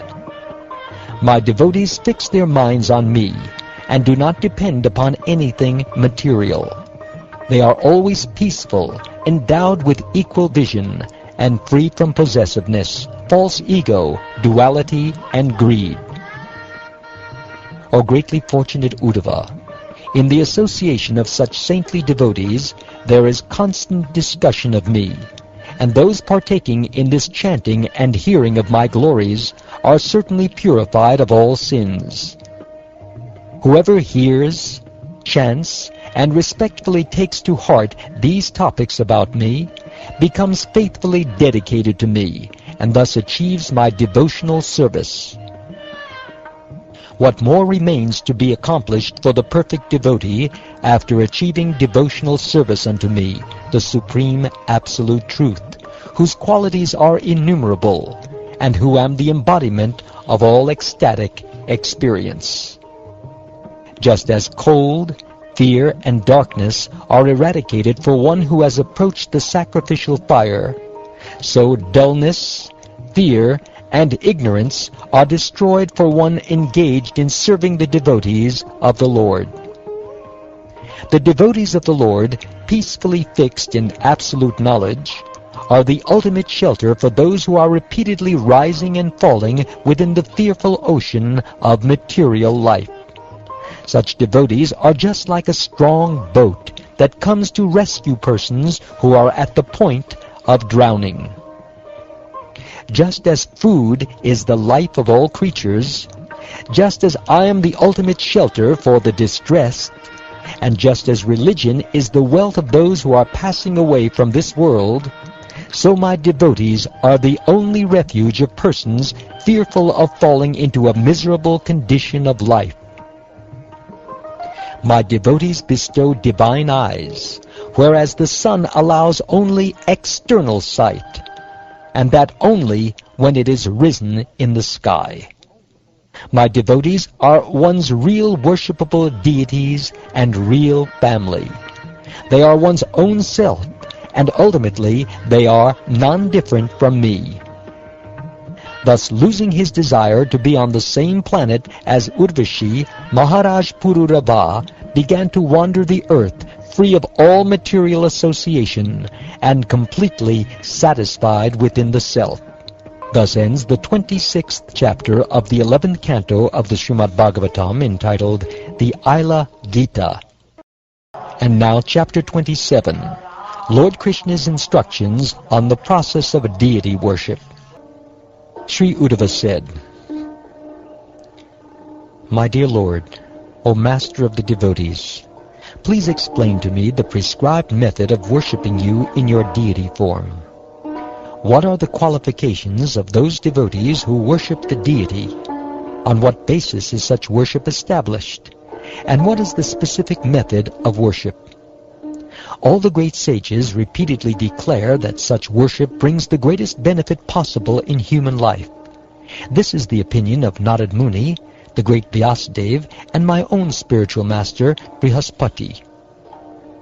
O most magnanimous Lord, the instructions on this process of deity worship first emanated from your lotus mouth. Then they were spoken by the great Lord Brahma to his sons, headed by Bhrigu, and by Lord Shiva to his wife Parvati. This process is accepted by and appropriate for all the occupational and spiritual orders of society, Therefore I consider worship of you in your deity form to be the most beneficial of all spiritual practices, even for women and Shudras. O Lotus-eyed One, O Supreme Lord of all Lords of the universe, please explain to your devoted servant this means of liberation from the bondage of work. My dear Uddhava, there is no end to the innumerable Vedic prescriptions for executing deity worship, so I shall explain this topic to you briefly, one step at a time. One should carefully worship me by selecting one of the three methods by which I receive sacrifice: Vedic, Tantric, or mixed. Now please listen faithfully as I explain exactly how a person who has achieved twice-born status through the relevant Vedic prescriptions should worship me with devotion. A twice-born person should worship me, his worshipable Lord, without duplicity, offering appropriate paraphernalia in loving devotion to my deity form or to a form of me appearing upon the ground, in fire, in the sun, in water, or within the worshipper's own heart. One should first purify his body by cleansing his teeth and bathing. Then one should perform a second cleansing by smearing the body with earth and chanting both Vedic and Tantric mantras. Fixing the mind on me, one should worship me by his various prescribed duties, such as chanting the Gayatri mantra at the three junctures of the day. Such performances are enjoined by the Vedas and purify the worshipper of reactions to fruitive activities. The deity form of the Lord is said to appear in 8 varieties: stone, wood, metal, earth, paint, sand, the mind, or jewels. The deity form of the Lord, who is the shelter of all living entities, can be established in 2 ways: temporarily or permanently.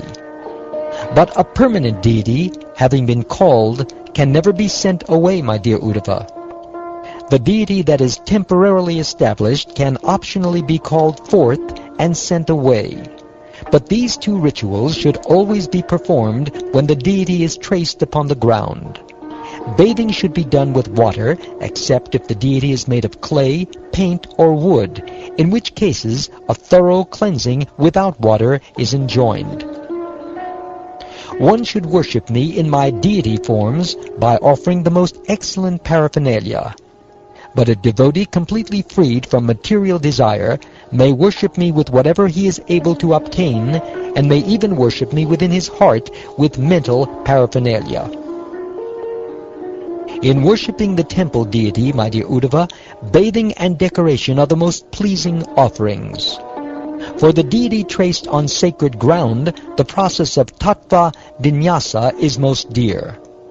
Oblations of sesame and barley soaked in ghee are the preferred offering to the sacrificial fire, whereas worship consisting of upasthana and arghya is preferred for the sun. One should worship me in the form of water by offering water itself. Actually, whatever is offered to me with faith by my devotee, even if only a little water, is most dear to me. Even very opulent presentations do not satisfy me if they are offered by non-devotees.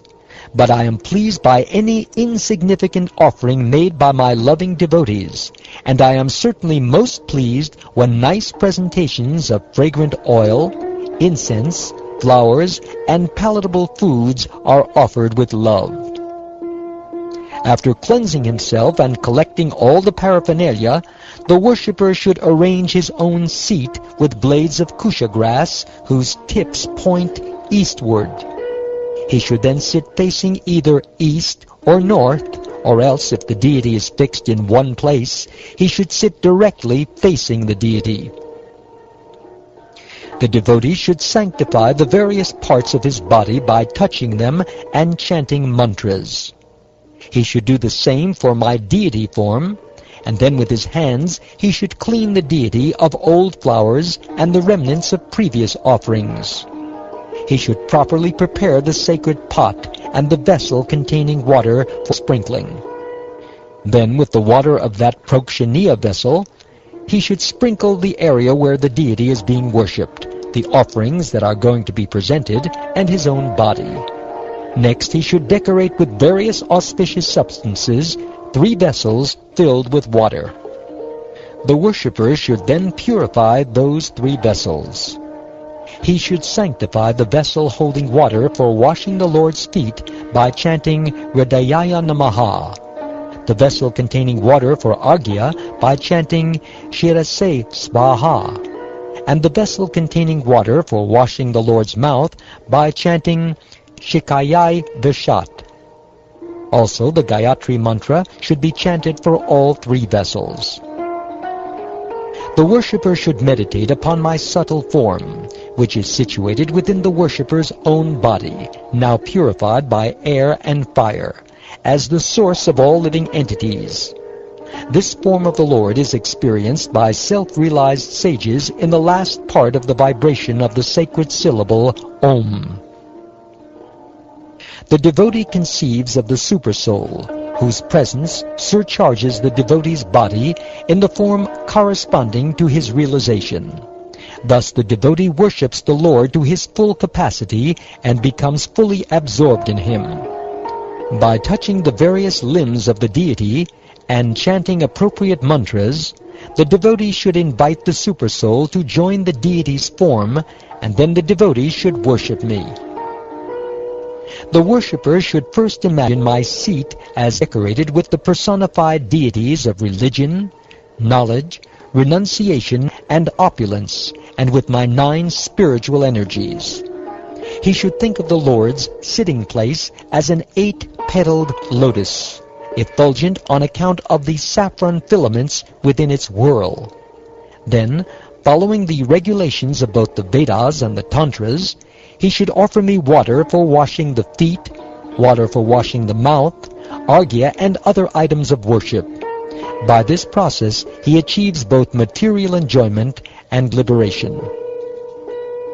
One should worship in order the Lord's Sudarshan disc, his Panchajanya conch shell, his club, sword, bow, arrows, and plow, his Mushala weapon, his Kaustuba gem, his flower garland, and the Srivatsa curl of hair on his chest.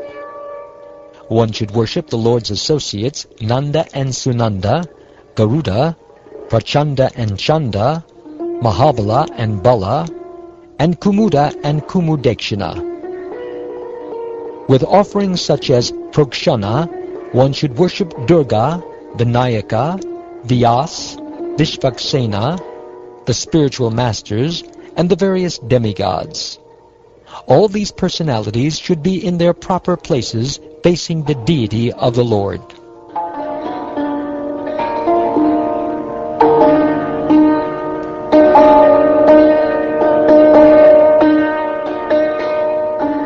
The worshipper should bathe the deity every day, as opulently as his assets permit, using waters scented with sandalwood, ushira root, camphor, kumkum, and aguru. He should also chant various Vedic hymns, such as the Anuvaka, known as Svarna Garma, the Mahapurusha Vidya, the Purusha Sukta, and various songs of the Sam Veda, such as the Rajan and Rohimya. My devotee should then lovingly decorate me with clothing, a Brahman thread, various ornaments, marks of tilak and garlands, and he should anoint my body with fragrant oils, all in the prescribed manner. The worshipper should faithfully present me with water for washing my feet and mouth, fragrant oils, flowers, and unbroken grains, along with incense, lamps, and other offerings. Within his means, the devotee should arrange to offer me sugar candy, sweet rice, ghee, shaskuli, or rice flour cakes, apupa, or various sweet cakes, modaka, steamed rice flour dumplings filled with sweet coconut and sugar, samyava, wheat cakes made with ghee and milk and covered with sugar and spices, yogurt, vegetable soups, and other palatable foods. On special occasions, and daily if possible, the deity should be massaged with ointment, shown a mirror, offered a eucalyptus stick for brushing his teeth, bathed with the 5 kinds of nectar, offered all kinds of opulent foods, and entertained with singing and dancing. In an arena constructed according to scriptural injunctions, the devotee should perform a fire sacrifice, utilizing the sacred belt, the sacrificial pit, and the altar mound. When igniting the sacrificial fire, the devotee should bring it to a blaze with wood piled up by his own hands. After spreading kusha grass on the ground and sprinkling it with water, one should perform the anvadana ritual according to the prescribed rules. Then one should arrange the items to be offered as oblations, and should sanctify them with water from the sprinkling vessel. The worshipper should next meditate upon me within the fire. The intelligent devotee should meditate upon that form of the Lord whose color is like molten gold, whose 4 arms are resplendent with the conch shell, disc, club, and lotus flower, and who is always peaceful and dressed in a garment colored like the filaments within a lotus flower. His helmet, bracelets, belt, and fine arm ornaments shine brilliantly. The symbol of Srivatsa is on his chest, along with the glowing Kaustubha gem and a garland of forest flowers. The devotee should then worship that Lord by taking pieces of firewood soaked in the sacrificial ghee and throwing them into the fire. He should perform the ritual of agata, presenting into the fire the various oblation drenched in ghee. He should then offer to 16 demigods, beginning with Yamaraj, the oblation called Svishtikrit, reciting the basic mantras of each deity and the 16-line Purusha Sukta hymn. Pouring one oblation after each line of the Purusha Sukta, he should utter the particular mantra naming each deity. Having thus worshipped the Lord in the sacrificial fire, the devotee should offer his obeisances to the Lord's personal associates by bowing down, and should then present offerings to them. He should then chant quietly the Mula Mantra of the deity of the Lord, remembering the absolute truth as the Supreme Personality, Narayan. Once again, he should offer the deity water for washing his mouth, and he should give the remnants of the Lord's food to Vishvaksena. Then he should present the deity with fragrant perfume for the mouth and prepared betel nut. Singing along with others, chanting loudly and dancing, acting out my transcendental pastimes, and hearing and telling stories about me, the devotee should for some time absorb himself in such festivity.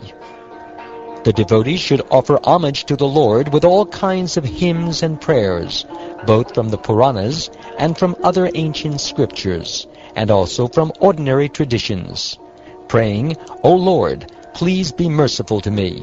He should fall down flat like a rod to offer his obeisances. Placing his head at the feet of the deity, he should then stand with folded hands before the Lord and pray, "O my Lord, please protect me who am surrendered unto you. I am most fearful of this ocean of material existence, standing as I am in the mouth of death." Praying in this way, the devotee should respectfully place upon his head the remnants I offer him. And if the particular deity is meant to be sent away at the end of the worship, then this should be performed, the devotee once again placing the light of the deity's presence inside the light of the lotus within his own heart. Whenever one develops faith in me, in my form as the deity, or in other bona fide manifestations, one should worship me in that form. I certainly exist both within all created beings and also separately in my original form, since I am the Supreme Soul of all. By worshipping me through the various methods prescribed in the Vedas and Tantras, one will gain from me his desired perfection in both this life and the next. The devotee should more fully establish my deity by solidly constructing a temple, along with beautiful gardens. These gardens should be set aside to provide flowers for the regular daily worship, special deity processions, and holiday observances. One who offers the deity gifts of land, markets, cities, and villages, so that the regular daily worship and special festivals of the deity may go on continually, will achieve opulence equal to my own. By installing the deity of the Lord, one becomes king of the entire earth. By building a temple for the Lord, one becomes ruler of the three worlds.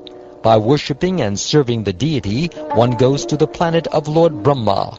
And by performing all three of these activities, one achieves a transcendental form like my own.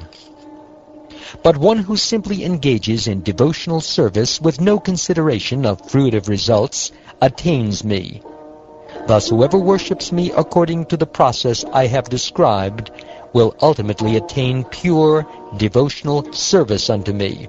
Anyone who steals the property of the demigods or the Brahmins, whether originally given to them by himself or someone else, must live as a worm in stool for 100 million years.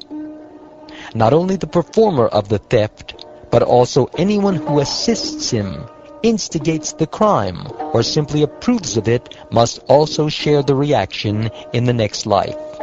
According to their degree of participation, they each must suffer a proportionate consequence. Thus ends the 27th chapter of the 11th canto of the Shrimad Bhagavatam, entitled Lord Krishna's Instructions on the Process of Deity Worship. And now chapter 28, Jnana Yoga.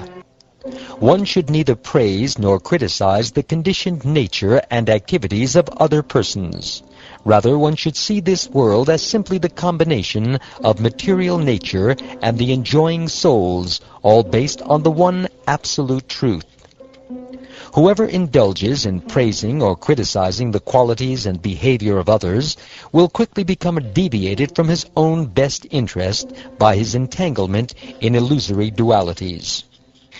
Just as the embodied spirit soul loses external consciousness when his senses are overcome by the illusion of dreaming or the death-like state of deep sleep, a person experiencing material duality must encounter illusion and death. That which is expressed by material words or meditated upon by the material mind is not ultimate truth. What, therefore, is actually good or bad within this insubstantial world of duality, and how can the extent of such good and bad be measured? Although shadows, echoes, and mirages are only illusory reflections of real things, such reflections do cause a semblance of meaningful or comprehensible perception. In the same way, although the identification of the conditioned soul with the material body, mind, and ego is illusory, this identification generates fear within him even up to the moment of death. The Supersoul alone is the ultimate controller and creator of this world, and thus he alone is also the created. Similarly, the soul of all existence himself both maintains and is maintained, withdraws and is withdrawn.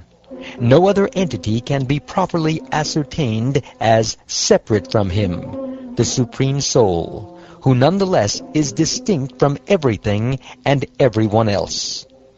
The appearance of the threefold material nature, which is perceived within him, has no actual basis. Rather, you should understand that this material nature, composed of the three modes, is simply the product of his illusory potency. One who has properly understood the process of becoming firmly fixed in theoretical and realized knowledge, as described herein by me, does not indulge in material criticism or praise. Like the sun, he wanders freely throughout this world.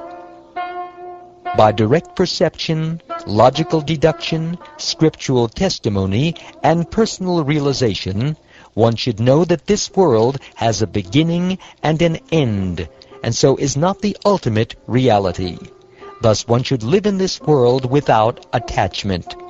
My dear Lord, it is not possible for this material existence to be the experience of either the soul, who is the seer, or of the body, which is the seen object. On the one hand, the spirit soul is innately endowed with perfect knowledge, and on the other hand, the material body is not a conscious living entity.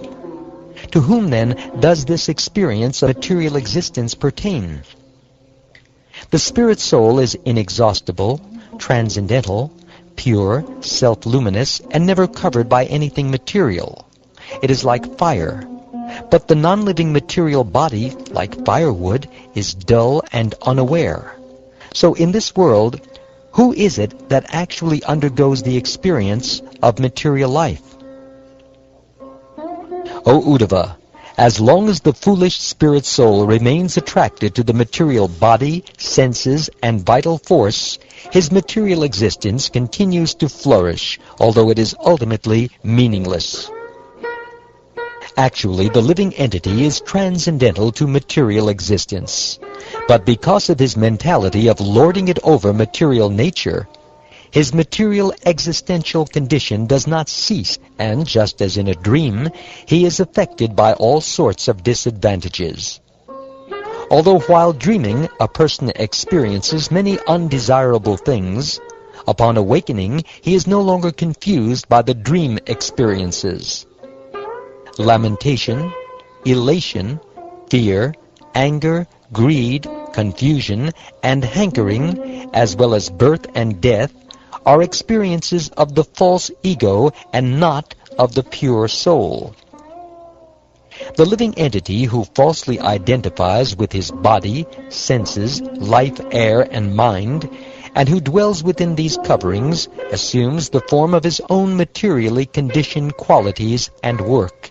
He is designated variously in relation to the total material energy, and thus, under the strict control of supreme time, he is forced to run here and there within material existence. Although the false ego has no factual basis, it is perceived in many forms, as the functions of the mind, speech, life, air, and bodily faculties. But with the sword of transcendental knowledge, sharpened by worship of a bona fide spiritual master, a sober sage will cut off this false identification and live in this world free from all material attachment. Real spiritual knowledge is based on the discrimination of spirit from matter, and it is cultivated by scriptural evidence, austerity, direct perception, reception of the Puranas, historical narrations, and logical inference. The absolute truth, which alone was present before the creation of the universe, and which alone will remain after its destruction, is also the time factor and the ultimate cause. Even in the middle stage of this creation's existence, the absolute truth alone is the actual reality. Gold alone is present before its manufacture into gold products. The gold alone remains after the product's destruction, and the gold alone is the essential reality while it is being utilized under various designations. Similarly, I alone exist before the creation of this universe, after its destruction, and during its maintenance. The material mind manifests in three phases of consciousness: wakefulness, sleep, and deep sleep, which are products of the three modes of nature. The mind further appears in three different roles: the perceiver, the perceived, and the regulator of perception. Thus the mind is manifested variously throughout these threefold designations. But it is the fourth factor, existing separately from all this, that alone constitutes the absolute truth. That which did not exist in the past and will not exist in the future also has no existence of its own for the period of its duration, but is only a superficial designation. In my opinion, whatever is created and revealed by something else is ultimately only that other thing.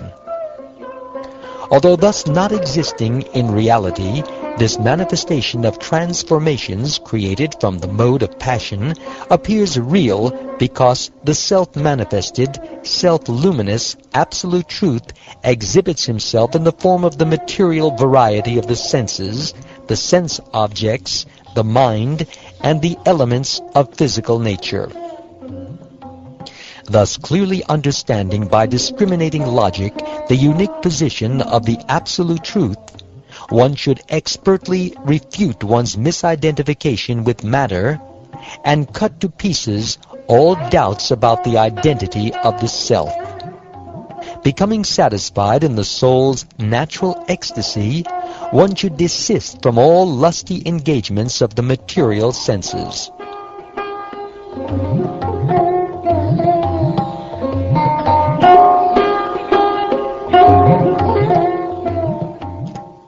The material body made of earth is not the true self, nor are the senses, their presiding demigods, or the air of life, nor is the external air, water, or fire, or one's mind. All these are simply matter. Similarly, neither one's intelligence, material consciousness, nor ego, nor the elements of the ether or earth, nor the objects of sense perception, nor even the primeval state of material equilibrium can be considered the actual identity of the soul. For one who has properly realized my personal identity as the Supreme Godhead, what credit is there if his senses, mere products of the material modes, are perfectly concentrated in meditation? And on the other hand, what blame is incurred if his senses happen to become agitated? Indeed, what does it mean to the sun if the clouds come and go? The sky may display the various qualities of the air, fire, water, and earth that pass through it, as well as such qualities as heat and cold, which continually come and go with the seasons. Yet the sky is never entangled with any of these qualities. Similarly, the Supreme Absolute Truth is never entangled with the contaminations of goodness, passion, and ignorance, which cause the material transformations of the false ego. Nevertheless, until by firmly practicing devotional service to me, one has completely eliminated from his mind all contamination of material passion, one must very carefully avoid associating with the material modes which are produced by my illusory energy. Just as an improperly treated disease recurs and gives repeated distress to the patient, the mind that is not completely purified of its perverted tendencies will remain attached to material things and repeatedly torment the imperfect yogi. Sometimes the progress of imperfect transcendentalists is checked by attachment to family members, disciples, or others who are sent by envious demigods for that purpose. But on the strength of their accumulated advancement, such imperfect transcendentalists will resume their practice of yoga in the next life. They will never again be trapped in the network of fruitive work. An ordinary living entity performs material work and is transformed by the reaction to such work. Thus he is driven by various desires to continue working fruitively up to the very moment of his death. A wise person, however, having experienced his own constitutional bliss, gives up all material desires and does not engage in fruitive work. The wise man, whose consciousness is fixed in the self, does not even notice his own bodily activities. While standing, sitting, walking, lying down, urinating, eating, or performing other bodily functions, he understands that the body is acting according to its own nature. Although a self-realized soul may sometimes see an impure object or activity, he does not accept it as real. By logically understanding impure sense objects to be based on illusory material duality, the intelligent person sees them to be contrary to and distinct from reality, in the same way that a man awakening from sleep views his fading dream. Material nescience, which expands into many varieties by the activities of the modes of nature, is wrongly accepted by the conditioned soul to be identical with the self. But through the cultivation of spiritual knowledge, my dear Uddhava, this same nescience fades away at the time of liberation. The eternal self, on the other hand, is never assumed and never abandoned. When the sun rises, it destroys the darkness covering men's eyes, but it does not create the objects they then see before them, which in fact were existing all along. Similarly, potent and factual realization of me will destroy the darkness covering a person's true consciousness. The Supreme Lord is self-luminous, unborn, and immeasurable. He is pure transcendental consciousness and perceives everything. One without a second, he is realized only after ordinary words cease. By him the power of speech and the life airs are set into motion. Whatever apparent duality is perceived in the self is simply the confusion of the mind. Indeed, such supposed duality has no basis to rest upon apart from one's own soul. The duality of the 5 material elements is perceived only in terms of names and forms. Those who say this duality is real are pseudo-scholars, vainly proposing fanciful theories without in fact. The physical body of the endeavoring yogi, who is not yet mature in his practice, may sometimes be overcome by various disturbances. Therefore, the following process is recommended. Some of these obstructions may be counteracted by yogic meditation or by sitting postures, practiced together with concentration on controlled breathing, and others may be counteracted by special austerities, mantras, or medicinal herbs. These inauspicious disturbances can be gradually removed by constant remembrance of me, by congregational hearing and chanting of my holy names, or by following in the footsteps of the great masters of yoga. By various methods, some yogis free the body from disease and old age and keep it perpetually youthful. Thus they engage in yoga for the purpose of achieving material mystic perfections. This mystic bodily perfection is not valued very highly by those expert in transcendental knowledge. Indeed, they consider endeavor for such perfection useless, since the soul, like a tree, is permanent, but the body, like a tree's fruit, is subject to destruction. Although the physical body may be improved by various processes of yoga, an intelligent person who has dedicated his life to me does not place his faith in the prospect of perfecting his physical body through yoga, and in fact he gives up such procedures. The yogi who has taken shelter of me remains free from hankering because he experiences the happiness of the soul within. Thus, while executing this process of yoga, he is never defeated by obstacles. Thus ends the 28th chapter of the 11th canto of the Shrimad Bhagavatam, entitled Jnana Yoga. And now chapter 29, Bhakti Yoga. Sri Uddhava said, My dear Lord Achyuta, I fear that the method of yoga described by you is very difficult for one who cannot control his mind. Therefore, please explain to me in simple terms how someone can more easily execute it. O Lotus-eyed Lord, generally those yogis who try to steady the mind experience frustration because of their inability to perfect the state of trance. Thus they weary in their attempt to bring the mind under control. Therefore, O Lotus-eyed Lord of the universe, swan-like men happily take shelter of your lotus feet, the source of all transcendental ecstasy. But those who take pride in their accomplishments in yoga and karma fail to take shelter of you and are defeated by your illusory energy. My dear infallible Lord, it is not very astonishing that you intimately approach your servants who have taken exclusive shelter of you. After all, during your appearance as Lord Ramachandra, even while great demigods like Brahma were vying to place the effulgent tips of their helmets upon the cushion where your lotus feet rested, you displayed special affection for monkeys such as Hanuman because they had taken exclusive shelter of you.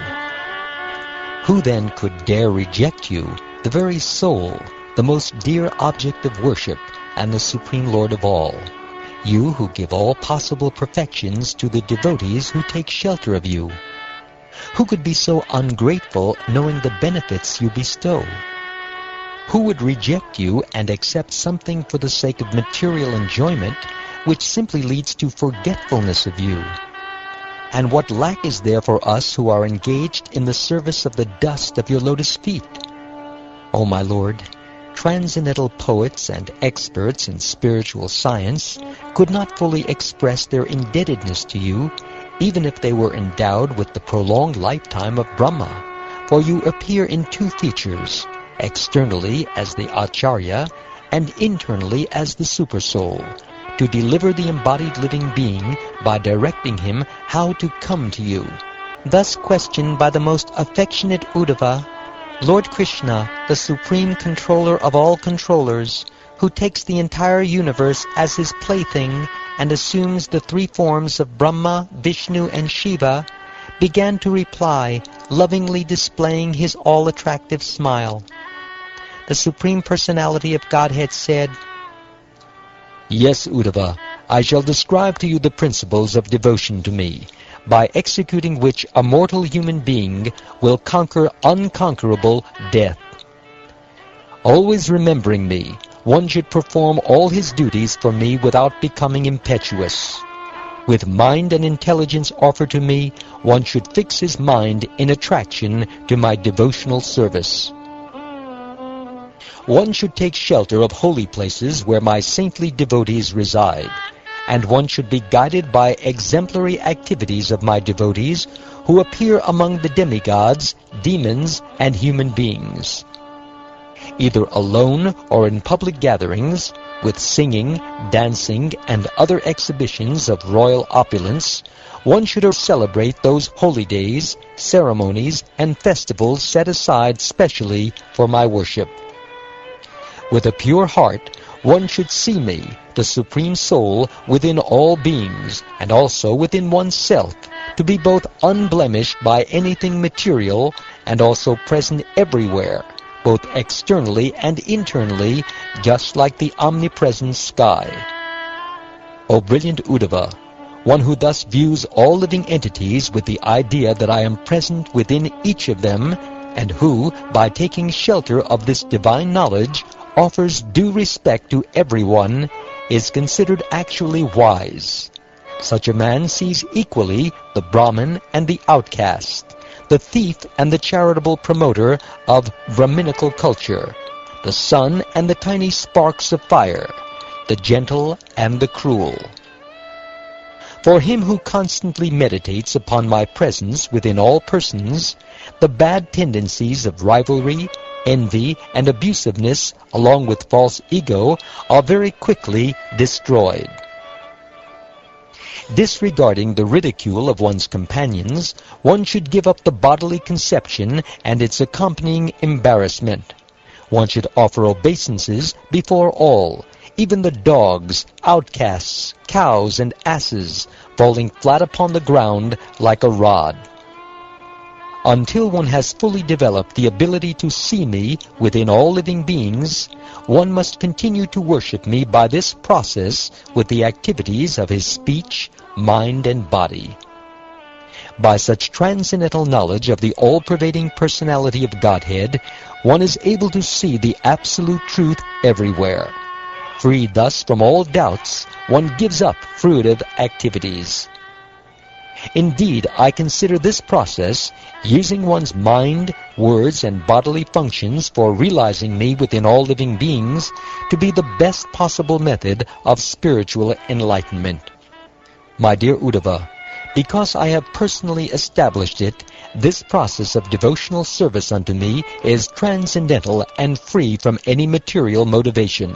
Certainly a devotee never suffers even the slightest loss by adopting this process. O Uddhava, greatest of saints, in a dangerous situation, an ordinary person cries, becomes fearful, and laments, although such useless emotions do not change the situation. But activities offered to me without personal motivation, even if they are externally useless, amount to the actual process of religion. This process is the supreme intelligence of the intelligent and the cleverness of the most clever, for by following it one can in this very life make use of the temporary and unreal to achieve me the eternal reality. Thus I have related to you, both in brief and in detail, a complete survey of the science of the Absolute Truth. Even for the demigods, this science is very difficult to comprehend. I have repeatedly spoken this knowledge to you with clear reasoning. Anyone who properly understands it will become free from all doubts and attain liberation. Anyone who fixes his attention on these clear answers to your questions will attain to the eternal, confidential goal of the Vedas, the supreme, absolute truth. One who liberally disseminates this knowledge among my devotees is the bestower of the absolute truth, and to him I give my very own self. He who loudly recites this supreme knowledge, which is the most lucid and purifying, becomes purified day by day, for he reveals me to others with the lamp of transcendental knowledge. Anyone who regularly listens to this knowledge with faith and attention, all the while engaging in my pure devotional service, will never become bound by the reactions of material work. My dear friend Uddhava, have you now completely understood this transcendental knowledge? Are the confusion and lamentation that arose in your mind now dispelled? You should not share this instruction with anyone who is hypocritical, atheistic, dishonest, or with anyone who will not listen faithfully, who is not a devotee, or who is simply not humble. This knowledge should be taught to one who is free from these bad qualities, who is dedicated to the welfare of the Brahmins, and who is kindly disposed, saintly, and pure. And if common workers and women are found to have devotion for the Supreme Lord, they are also to be accepted as qualified hearers. When an inquisitive person comes to understand this knowledge, he has nothing further to know. After all, one who has drunk the most palatable nectar cannot remain thirsty. Through analytic knowledge, ritualistic work, mystic yoga, mundane business, and political rule, people seek to advance in religiosity, economic development, sense gratification, and liberation.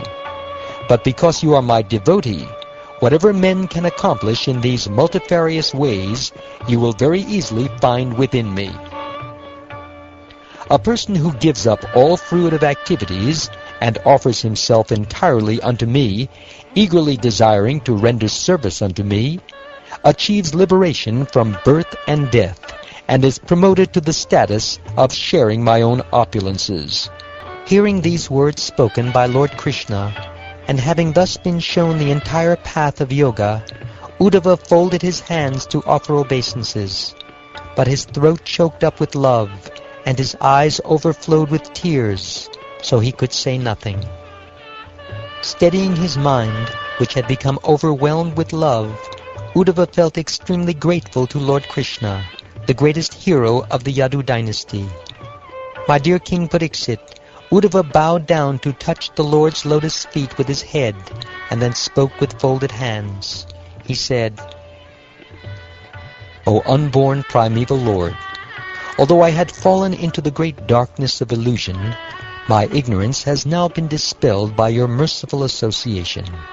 Indeed, how can cold, Darkness and fear exert their power over one who has approached the brilliant sun. In return for my insignificant surrender, you have mercifully bestowed upon me, your servant, the torchlight of transcendental knowledge. Therefore, what devotee of yours who has any gratitude could ever give up your lotus feet and take shelter of another master? The firmly binding rope of my affection for the families of the Dashadas, Vrishnis, Andakas, and Sattvatas, a rope you originally cast over me by your illusory energy for the purpose of developing your creation, is now cut off by the weapon of transcendental knowledge of the self. Obeisances unto you, O greatest of yogis. Please instruct me, who am surrendered unto you, how I may have undeviating attachment to your lotus feet. My dear Uddhava, take my order and go to my ashram called Badarka. Purify yourself by both touching and also bathing in the holy waters there, which have emanated from my lotus feet. Rid yourself of all sinful reactions with the sight of the sacred Alakananda river. Dress yourself in bark and eat whatever is naturally available in the forest.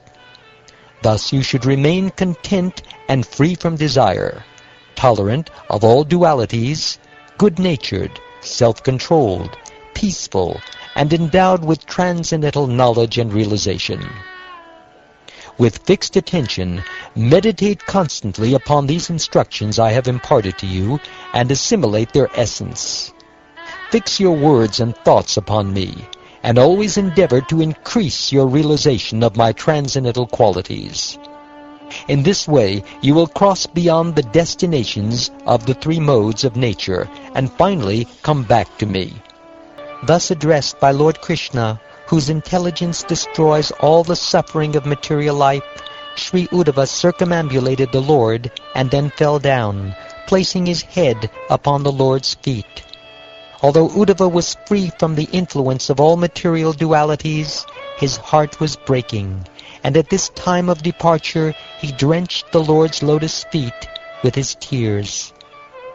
Greatly fearing separation from him, for whom he felt such indestructible affection, Uddhava was distraught, and he could not give up the Lord's company. Finally, feeling great pain, he bowed down to the Lord again and again, placed the slippers of his master upon his head, and departed. Thereupon, placing the Lord deeply within his heart, the great devotee Uddhava went to Badarak Ashram.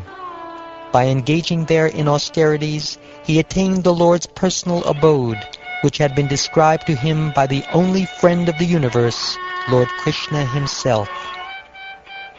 Thus Lord Krishna, whose lotus feet are served by all great yoga masters, spoke to his devotee this nectarian knowledge, which comprises the entire ocean of spiritual bliss.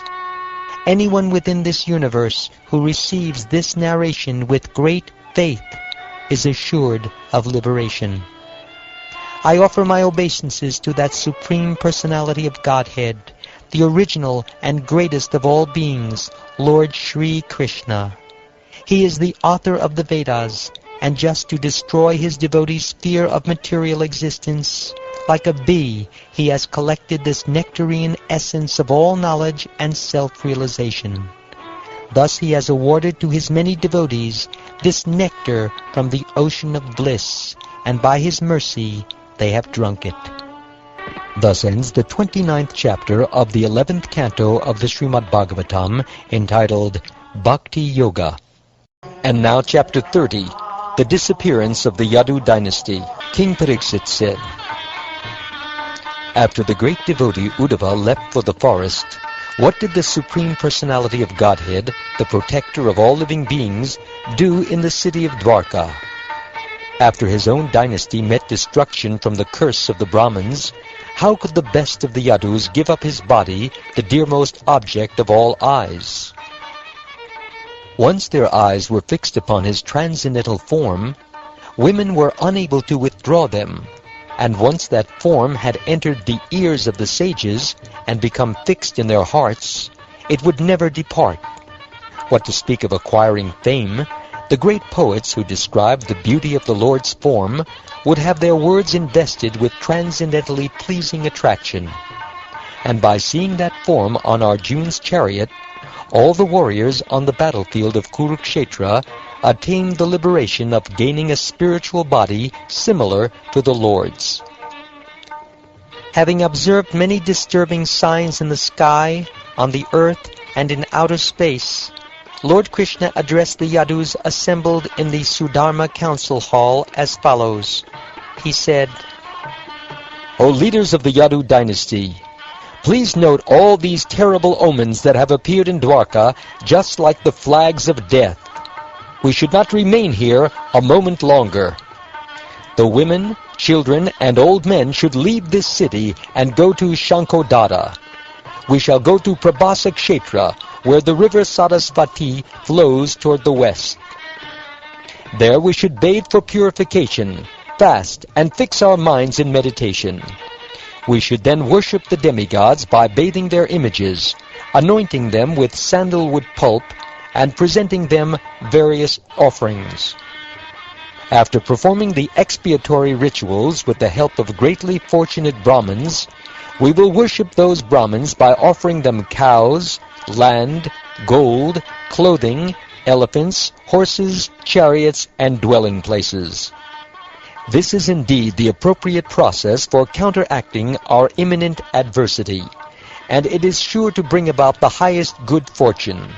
Such worship of the demigods, Brahmins, and cows can earn the highest birth for all living entities." Having heard these words from Lord Krishna, the enemy of Madhu, the elders of the Yadu dynasty gave their assent, saying, "So be it."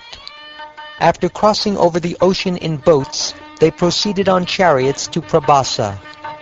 There, with great devotion, the Yadavas performed the religious ceremonies according to the instructions of the Supreme Personality of Godhead, their personal Lord. They also performed various other auspicious rituals. Then, with their intelligence covered by Providence, they liberally indulged in drinking the sweet Myrrhea beverage, which can completely intoxicate the mind. The heroes of the Yadu dynasty became intoxicated from their extravagant drinking and began to feel arrogant. When they were thus bewildered by the personal potency of Lord Krishna, a terrible quarrel arose among them. Infuriated, they seized their bows and arrows, swords, balas, clubs, lances, and spears, and attacked one another on the shore of the ocean. Riding on elephants and chariots with flags flying, and also on donkeys, camels, bulls, buffaloes, mules, and even human beings, the extremely enraged warriors came together and violently attacked one another with arrows, just as elephants in the forest attack one another with their tusks.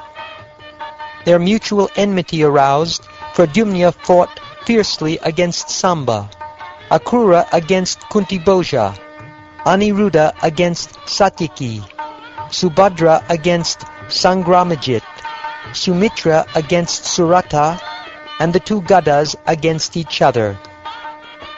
Others also, such as Nishata, Ulmuka, Sahasrajit, Shatajit, and Banu, confronted and killed one another, being blinded by intoxication and thus completely bewildered by Lord Mukunda himself.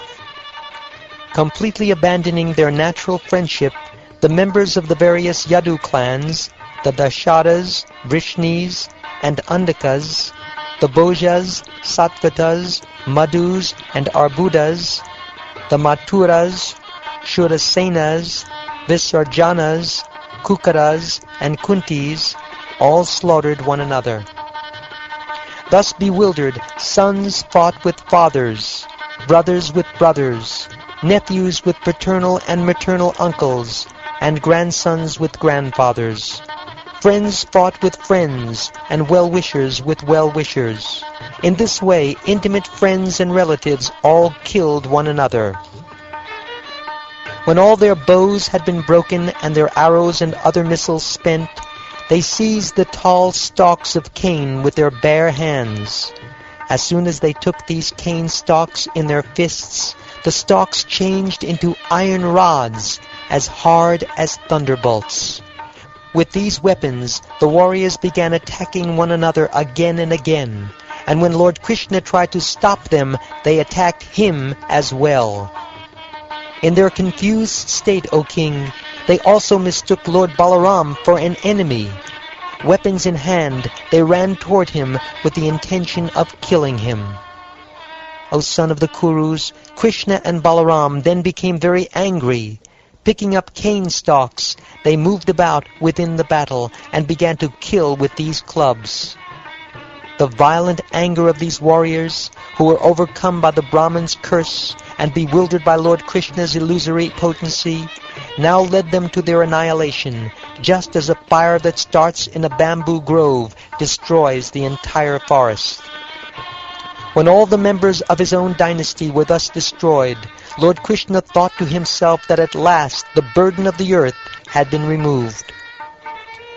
Lord Balaram then sat down on the shore of the ocean and fixed himself in meditation upon the Supreme Personality of Godhead. Merging himself within himself, he gave up this mortal world.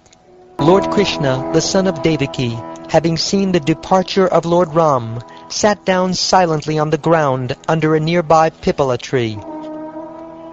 The Lord was exhibiting his brilliantly effulgent four-armed form, the radiance of which, just like a smokeless fire, dissipated the darkness in all directions. His complexion was the color of a dark blue cloud, and his effulgence the color of molten gold, and his all-auspicious form bore the mark of Srivatsa. A beautiful smile graced his lotus face. Locks of dark blue hair adorned his head. His lotus eyes were very attractive, and his shark-shaped earrings glittered. He wore a pair of silken garments, an ornamental belt, the sacred thread, bracelets, and arm ornaments, along with a helmet, the Kaustuba jewel, necklaces, anklets, and other royal emblems. Encircling his body were flower garlands and his personal weapons in their embodied forms. As he sat, he held his left foot with its lotus-red sole upon his right thigh. Just then a hunter named Jara, who had approached the place, mistook the Lord's foot for a deer's face. Thinking he had found his prey, Jara pierced the foot with his arrow, which he had fashioned from the remaining iron fragment of Samba's club. Then, seeing that four-armed personality, the hunter became terrified of the offense he had committed, and he fell down, placing his head upon the feet of the enemy of the demons. Jara said, "O Lord Madhusudana, I am a most sinful person. I have committed this act out of ignorance. O purest Lord, O Uttama Shloka, please forgive this sinner. O Lord Vishnu, the learned say that for any man, constant remembrance of you will destroy the darkness of ignorance. O Master, I have wronged you. Therefore, O Lord of Vaikuntha, please kill this sinful hunter of animals immediately, so he may not again commit such offenses against saintly persons. Neither Brahma nor his sons, headed by Rudra, nor any of the great sages who are masters of the Vedic mantras can understand the function of your mystic power. Because your illusory potency has covered their sight, they remain ignorant of how your mystic power works. Therefore, what can I, such a low-born person, possibly say?" My dear Jara, do not fear. Please get up. What has been done is actually my own desire. With my permission, go now to the abode of the pious, the spiritual world. So instructed by the Supreme Lord Krishna, who assumes his transcendental body by his own will, the hunters circumambulated the Lord 3 times and bowed down to him. Then the hunter departed in an airplane that had appeared just to carry him to the spiritual sky. At that time Daruka was searching for his master Krishna. As he neared the place where the Lord was sitting, he perceived the aroma of tulsi flowers in the breeze, and went in its direction. Upon seeing Lord Krishna resting at the foot of a banyan tree, surrounded by his shining weapons, Daruka could not control the affection he felt in his heart. His eyes filled with tears as he rushed down from the chariot and fell at the Lord's feet. Daruka said, "Just as on a moonless night people are merged into darkness and cannot find their way, now that I have lost sight of your lotus feet, my Lord, I have lost my vision and am wandering blindly in darkness. I cannot tell my direction, nor can I find any peace." O foremost of kings, while the chariot driver was still speaking, before his very eyes the Lord's chariot rose up into the sky along with its horses and its flag, which was marked with the emblem of Garuda. All the divine weapons of Vishnu rose up and followed the chariot. The Lord, Janardhan, then spoke to his chariot driver, who was most astonished to see all this. He said, O driver, go to Dwarka and tell our family members how their loved ones destroyed one another. Also tell them of the disappearance of Lord Sankarshan and of my present condition.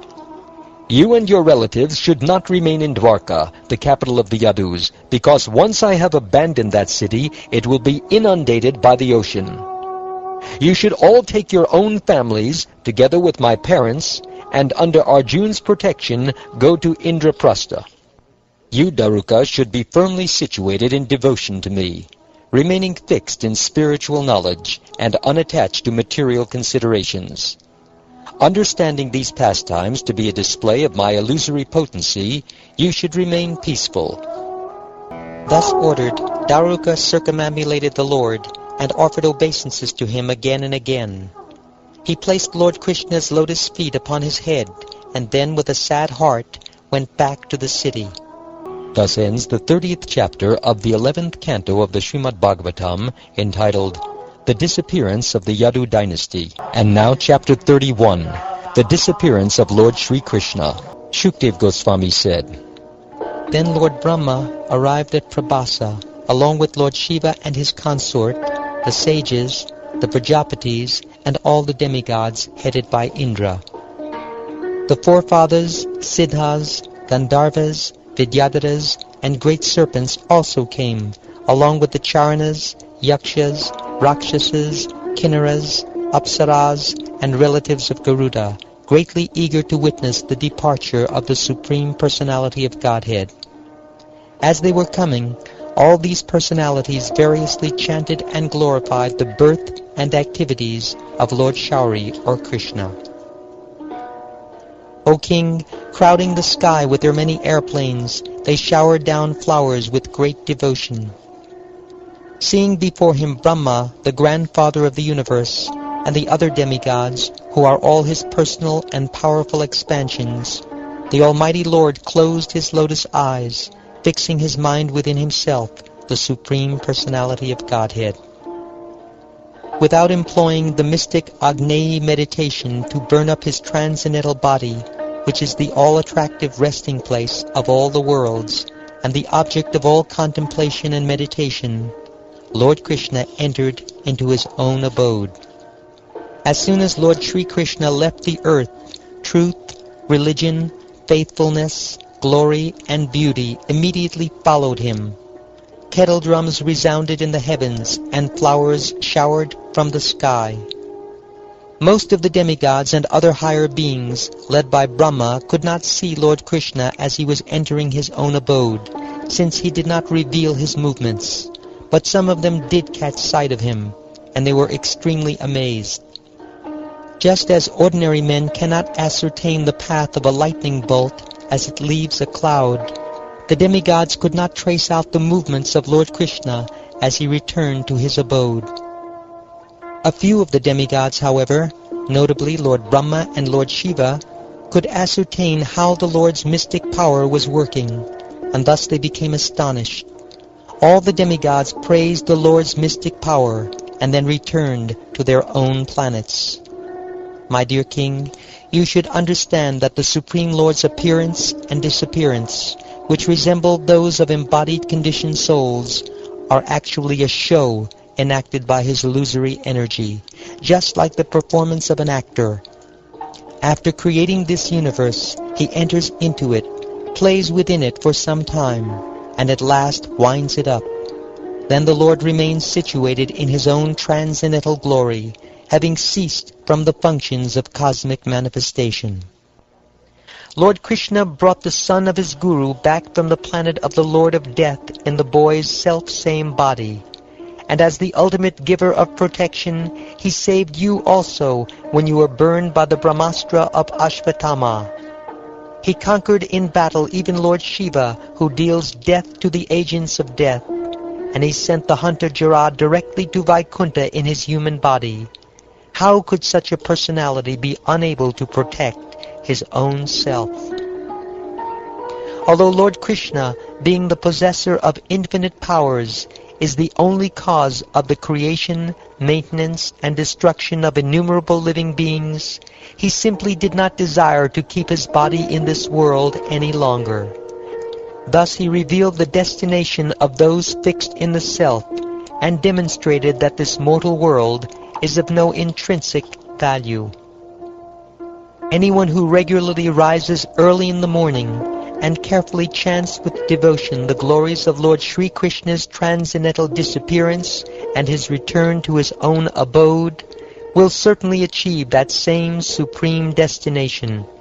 As soon as Daruka reached Dwarka, he threw himself at the feet of Vasudeva and Ugrasena and drenched their feet with his tears, lamenting the loss of Lord Krishna.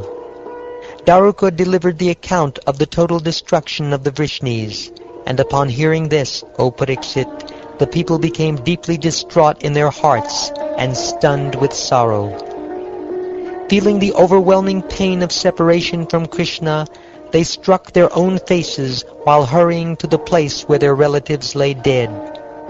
When Devaki, Rohini, and Vasudeva could not find their sons, Krishna and Ram, they lost consciousness out of anguish. Tormented by separation from the Lord, his parents gave up their lives at that very spot. My dear Parikshit, the wives of the Yadavas then climbed onto the funeral pyres, embracing their dead husbands. The wives of Lord Balaram also entered the fire and embraced his body, and Vasudeva's wives entered his fire and embraced his body. The daughters-in-law of Lord Hari entered the funeral fires of their respective husbands, headed by Pradyumna, and Rukmini and the other wives of Lord Krishna, whose hearts were completely absorbed in him, entered his fire. Arjuna felt great distress over separation from Lord Krishna, his dearmost friend, but he consoled himself by remembering the transcendental words the Lord had sung to him. Arjuna then saw to it that the funeral rites were properly carried out for the dead, who had no remaining male family members. He executed the required ceremonies for each of the Yadus, one after another. As soon as Dwarka was abandoned by the Supreme Personality of Godhead, the ocean flooded it on all sides, O king, sparing only his palace.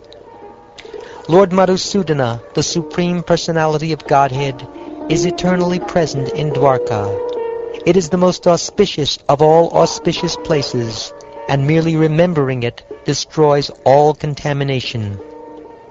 Arjuna took the survivors of the Yadu dynasty, the women, children, and old men, to Indraprastha, where he installed Vajra as ruler of the Yadus.